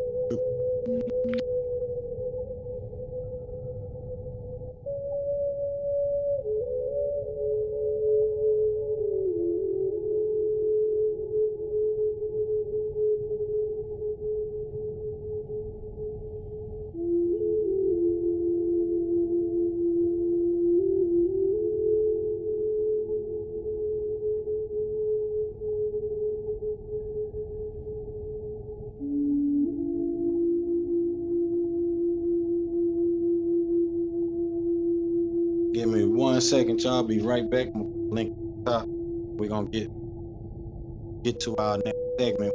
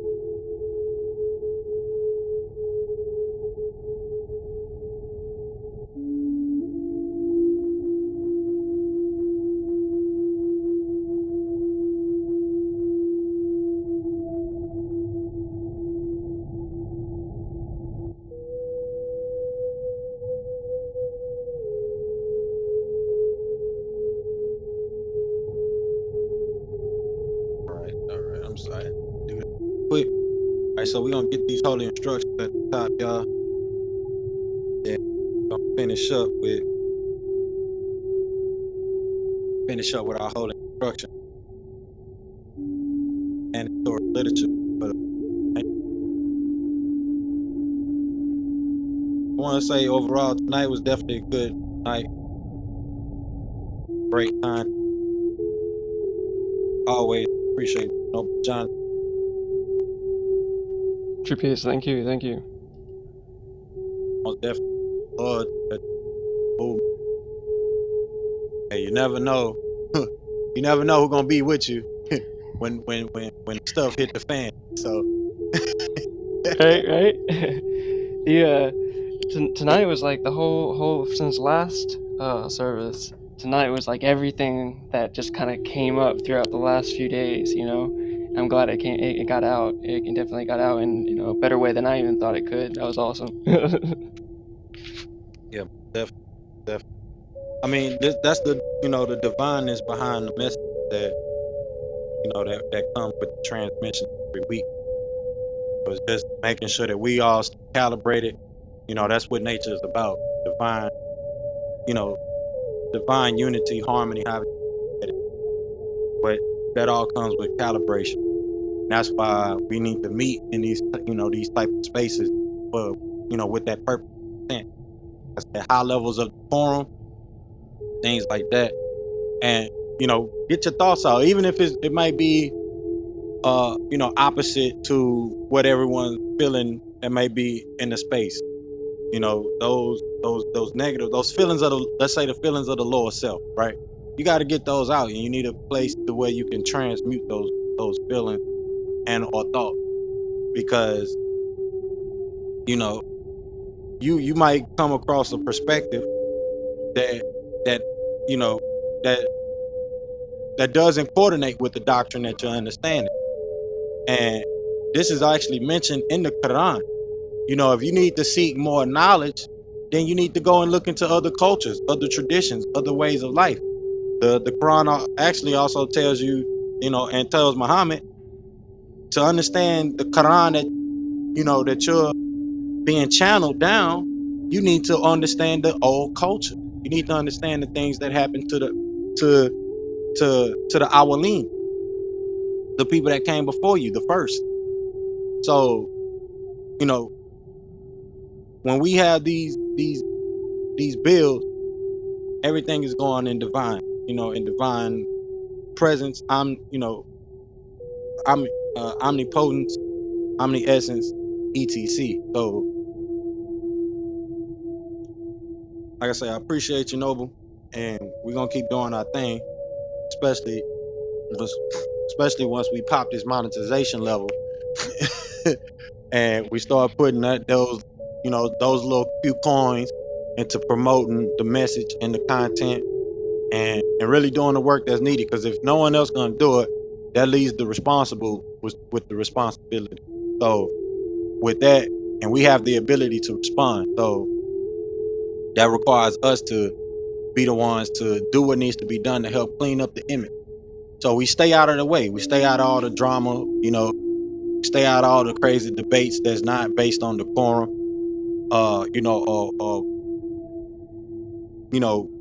structured better or coordinated better or moderated better. Definitely on this app, on this platform, there's a lot of debate that would be great debates, especially if they was moderated better. So we want to prepare for that. And also, I didn't get out during current events, is that we will be opening up the temple room here on Clubhouse to have these certain type of discussions, to have these meetings and conference and panels, things like that, and different roundtables, and put them on YouTube to where people could go back and listen to those recordings and those round panels and those discussions. So especially, same way that they do for Congress and those type of things. So questions could be asked, but and answers could be given, but in a coordinated fashion, and with like I say, high levels of decorum, and making sure that we provide quality content to people. So with that, we're gonna jump into our messages. from our holy instructions, and you can join us by clicking that link that's pinned at the top of the room that says World Civics 101, and get the message from the second temple secretary, which states, things about our civic education and its study of theoretical and political practical aspects of citizenship, the rights of police, which we discuss here pretty much every week, not just in our Sunday school classes, which we open up if there's enough people that take the invitation to come and let us know that they're joining, especially all the members of the temple. And we want to make sure that we're doing that for the people that join. At first, I was recording the Sunday classes, but now we're not recording. So y'all also need to be aware of that as well. So that way, those that are listening from Clubhouse will know, or trying to get information from Clubhouse, they'll know, and that message will get out and be given out to the people. And we'll also be, in some way, some shape, we'll be working the Sunday classes, because it is an actual class on those Sundays, especially for newcomers that's looking to learn the science. So we'll be teaching, especially the science of nuology and how it's conveyed. But for those that want to kind of get a glimpse of how they're going to be ran, just go back and listen to some of the old newcomers gathering here, recordings here on Club. We don't put those recordings on YouTube. So you would actually have to listen to it on Clubhouse, and you don't necessarily need to have the app to actually listen to it on the Clubhouse app. You can actually listen to it online from your desktop, as long as you have a link to that Sunday school. So that would require you to get the app though. But nonetheless, we went over our civic virtues, which is the cultivation of habits, which create the condition for success of any community. We went over our civic engagement, which is how we should come together to talk about issues and address things that are of public concern, how we need to address them. As y'all know, Friday is the holy day. Oh, you who know. When the call is proclaimed to supplication on Friday, the day of assembly, hasten earnestly to the remembrance of the Heavenly Father and Divine Mother, and leave off business and traffic. That is best for you, if but new. And when prayer is finished, then may ye disperse through the land and seek the bounty of God and celebrate the praise of God of sin, and without stint, that ye may prosper. All chaplaincy, temple services, and meetings are to be open and closed promptly according to Circle 7. And love, true peace, freedom, and justice. Friday is our holy day of rest, because on a Friday the first man was born, and on a Friday the first man departed out of flesh and ascended unto his Father God of love. For that cause, Friday is our holy day for all Muslims and peacemakers all over the world.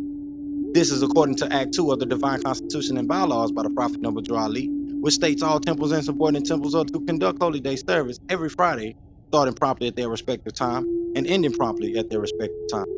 All civilians, patrons, denizens, prospects, and ministers are expected to attend the temple for the Friday Holy Day temple service and meet. On Fridays, the Moorish American, Moorish Asian, and Moorish African Muslims and peacemakers all come together to supplicate and to illustrate that which Allah has blessed them. The temple services are open according to divine love, truth, peace, freedom, and justice.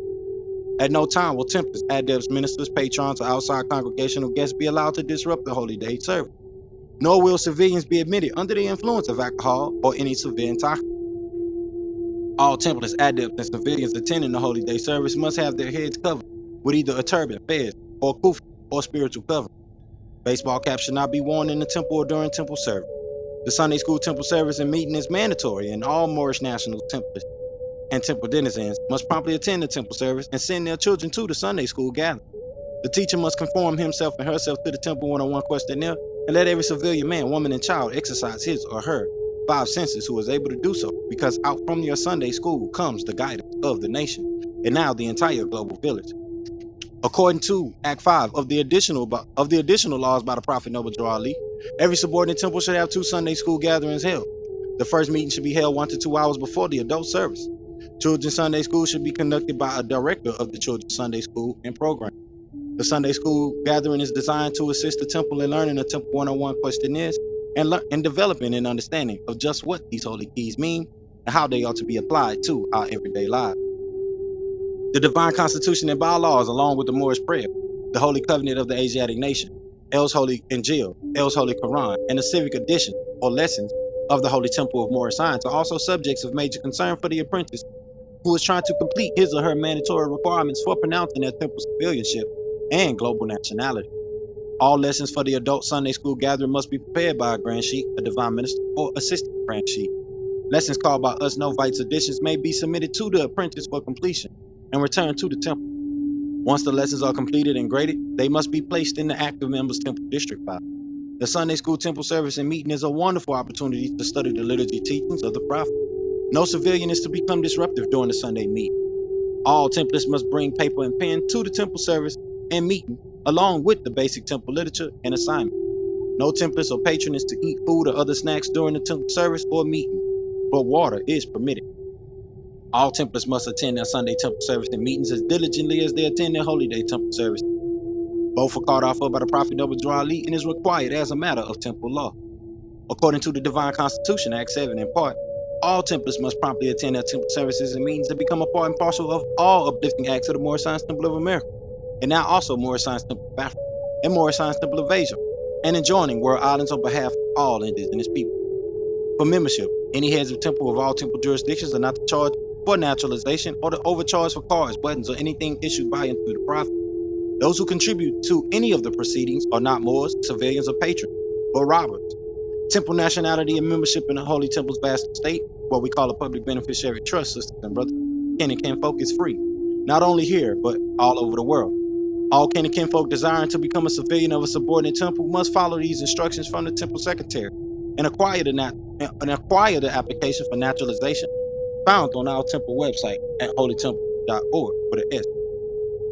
The secretary of the temple's jurisdiction will help all newcomers by explaining the naturalization affidavit and application for membership in the temple's vast estate or public beneficiary trust to the new prospective civilians of the temple's vast estate, or what we call a public beneficiary trust, and arranging for him or her to be consulted by the royal council of said temple or subordinate temple. The royal chairman or woman will set the date for the new temple prospect to be interviewed by the royal council. The new temple court civilian, upon completion of the royal council's consultation at the newcomers gathering, Sunday school gathering on Sunday, the new templars will proclaim their temple nationality at the next upcoming holy day temple gathering. After the new civilian prospect proclaims his or her nationality, they will be given the mandatory requirements necessary to earn their free national name and royal title of nobility as a true American royal. These requirements are as follows, and in accordance with chapter 47 of the Moorish Circle 7 Holy Qur'aan, called Egypt, the capital dominion of the Empire of Africa, chapter 25 of the Moorish Qur'an, called the Holy Covenant of the Asiatic nation, the Moorish prayer, including the 101 Qur'an questions for Moorish Americans, Asia, and Africa, the divine constitution and bylaw, the additional law, the precepts and statutes and ordinances from El's Holy Torah, El's Holy Injiyl, El's Holy Qur'an, and the Holy Tabernacle Family Guide, and also the Holy Tablet, through our Civics 101 course in the Global Interdependent School District and Sacred Halls of Learning, which is called New University by us of the Holy Temple of Moorish Science, for every one of the global village. Once a new civilian or templars has learned these editions or lessons verbatim, or to the best of their ability, he or she will be interviewed by the temple's royal council as the chaplaincy to determine if the new civilian is required to represent himself or herself as a faithful Moorish American, Moorish African, and Moorish Asian Muslim or any indigenous peacemaker, and communicated to the ignorant for their instruction, and communicated to the wise for thine own improvement. Once the new civilian or templars has cleared the mandatory requirements with the royal council, he or she will be naturalized by the Grand Sheik and divine minister of the said subordinate temple.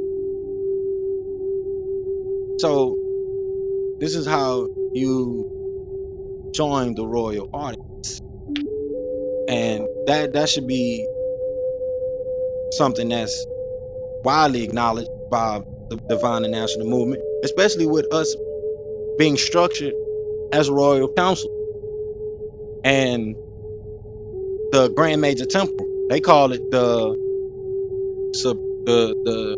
Supreme Grand Council, whatever they want to refer to it as. I seen Taj Tariq Bey getting interviewed about it. and about this council. And his answer was the same as what we say the Grand Major Temple is. It's all the temples in one. One temple, one prophet. That's the Grand Major Temple. So, of course, there's multiple temple number ones. Of course, there's multiple temples that have their own customs. They do their own thing.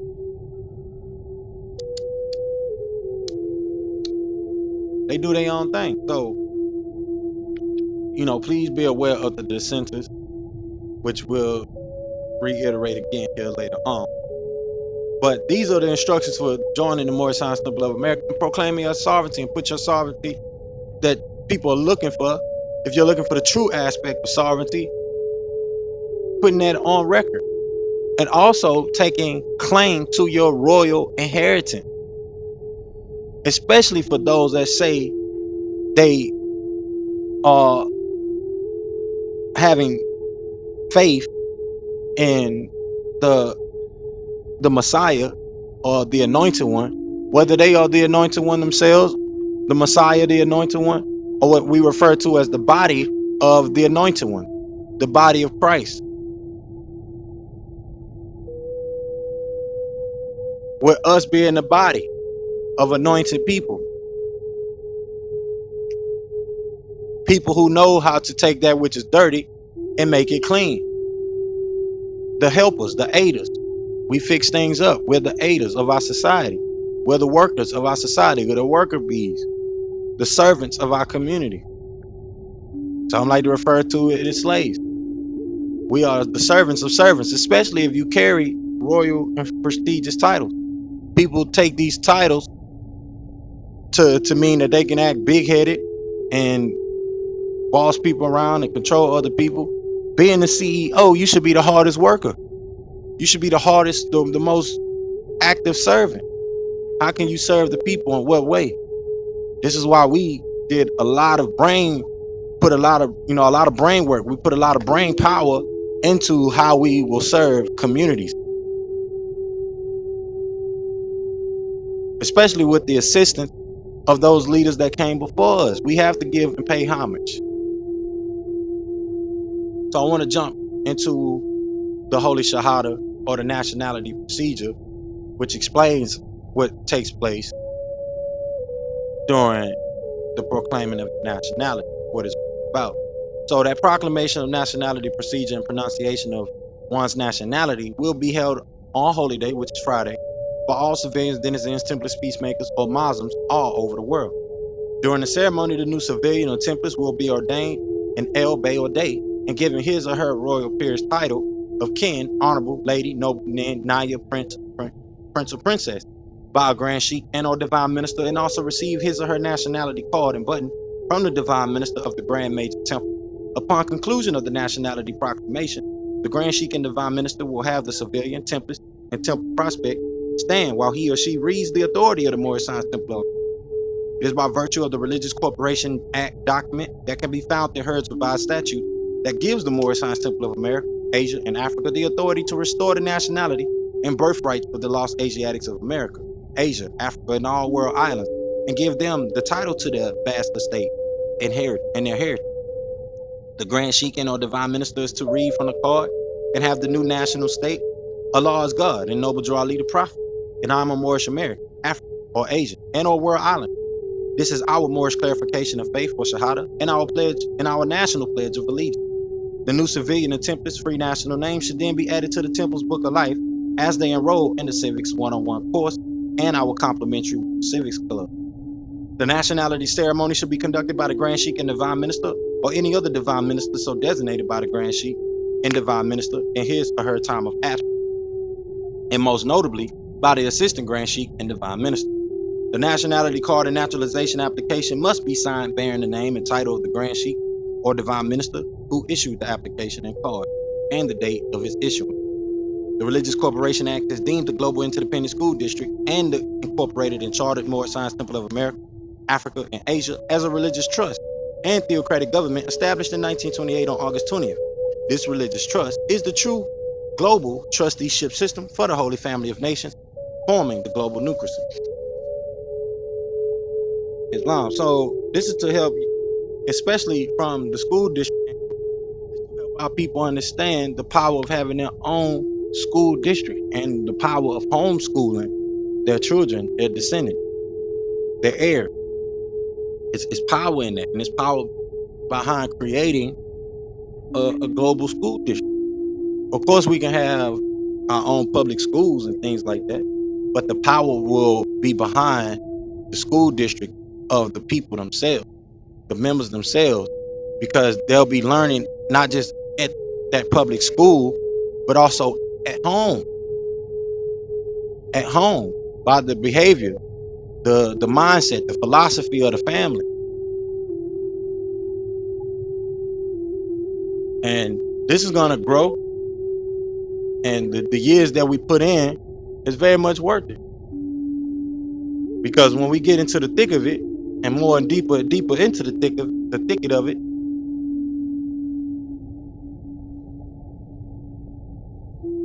we're building a global school district. It's documented that we are a global school through UNESCO, the UN, to help people understand that and become that concept of global citizen and be world citizens, global citizens. Because we talk about you getting your American nationality, especially as a royal, but even further as being a global and world citizen, because as we mentioned in the sayings and prophecies and oral sayings of the prophet, more is in all peoples. The Moorish blood, the indigenous people's blood, African peoples, that blood is in all peoples all across the world. So we are technically world citizens. We're more than our street and our neighborhood. We're more than our continent. We're people of the world. Not to establish some new world order, some one world government.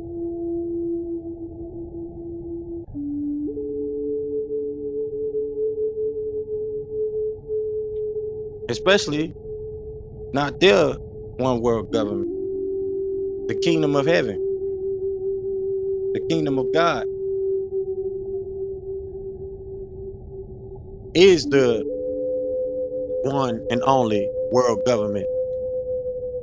And it's still theocratic. And it's always been. Will always be. The world government of divine nature under natural jurisdiction. It's always been there, will always be there. And not some man-made one world government. This is why we say the global nucracy, because that is something that is controlled by nature itself. It's a nucracy, a nature-based political system. So with that, we're gonna jump into our mandatory literature tonight. We're gonna be landing our plane right on time. So we're gonna go overtime. We're gonna jump into this literature, close it out tonight, and I'll be recording. I don't know if you checked out the YouTube yet, no, but we definitely need you to do that. Check out the YouTube, because a lot of the lectures is on there too. And I also got a lot of other stuff, just lectures from different speakers from across the world, especially, speakers into metaphysics, different things that will be of great interest to you. So, Okay. Yeah, I think I've seen a couple of the short clips that you put up there, but I haven't dug into the more recent stuff. So I'll do that. yeah, I dropped some new shorts. I've been on the shorts, been getting motivated to that.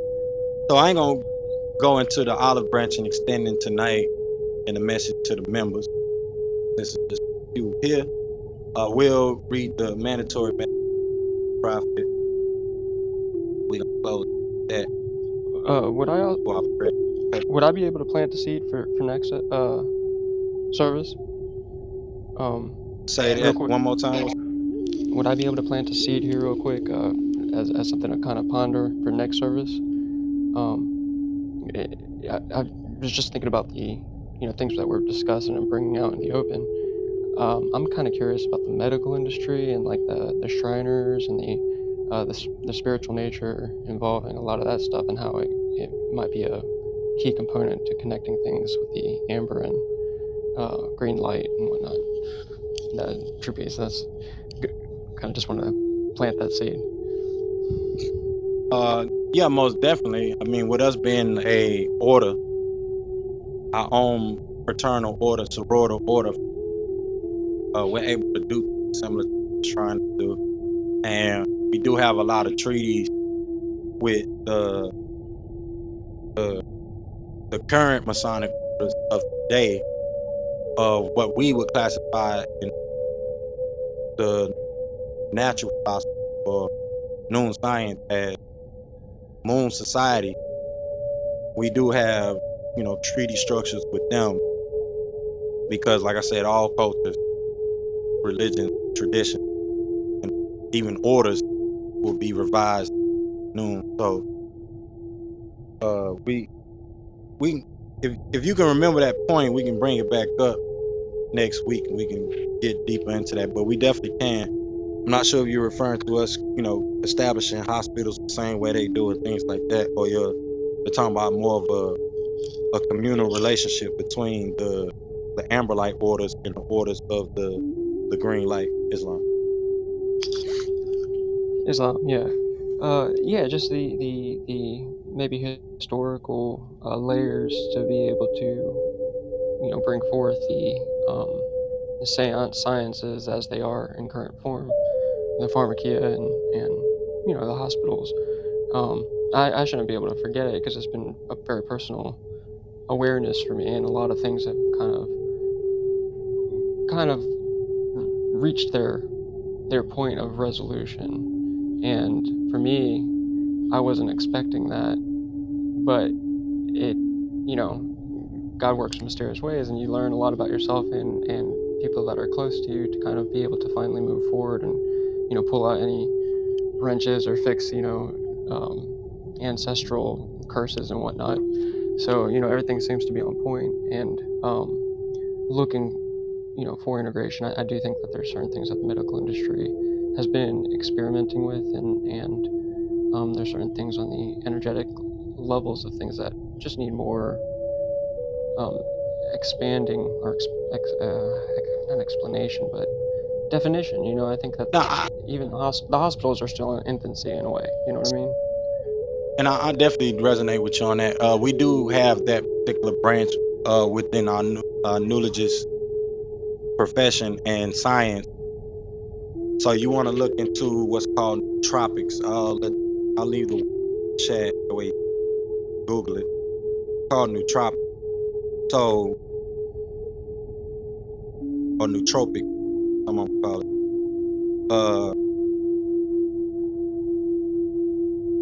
So you can look into nootropic, which are plant-based, herb-based medicines, things like that. But it also includes stuff like monoatomics, other crystallizations and other ways of healing. So, especially healing with like higher frequency medicine, sound medicine, stuff like that. So, you want to look into nootropics because that's basically as psychologists, they diagnose people and they give them the prescriptions for certain psychological medicine. Same thing with us, but it would be nootropic based medicine with us, and or nootropic based type healing. So we definitely can get into that, especially talking about hospitals, because we have the Global Clinic Project or the World Hospital Project, and establishing those, wherever we can, wherever need be. So, but we can definitely revisit that, at another time and go into some more detail.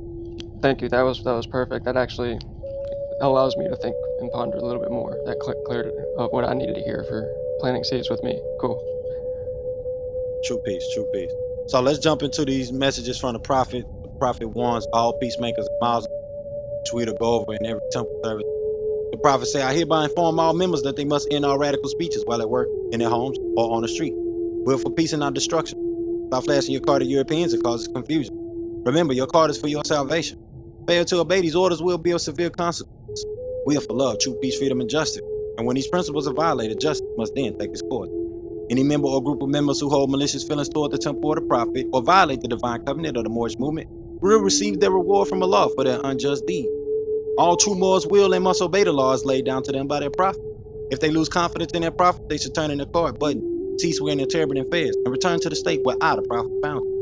This is a holy and divine movement founded by the prophet, Noble Joe Ali, and if the prophet is not right, the temple is not right. The prophet therefore is sending out the divine plea to all Moorish Americans that they do their part in protecting their prophet and the temple. This is an everlasting movement founded by the prophet through the will of Allah to redeem his people from their sinful way. True people, Noble Joe Ali. So I'm going to leave a link to join our Patreon for active members, for members that want to be active in the royal audience.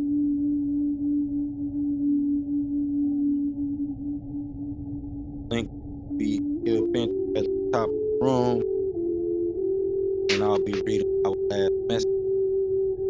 Take it home.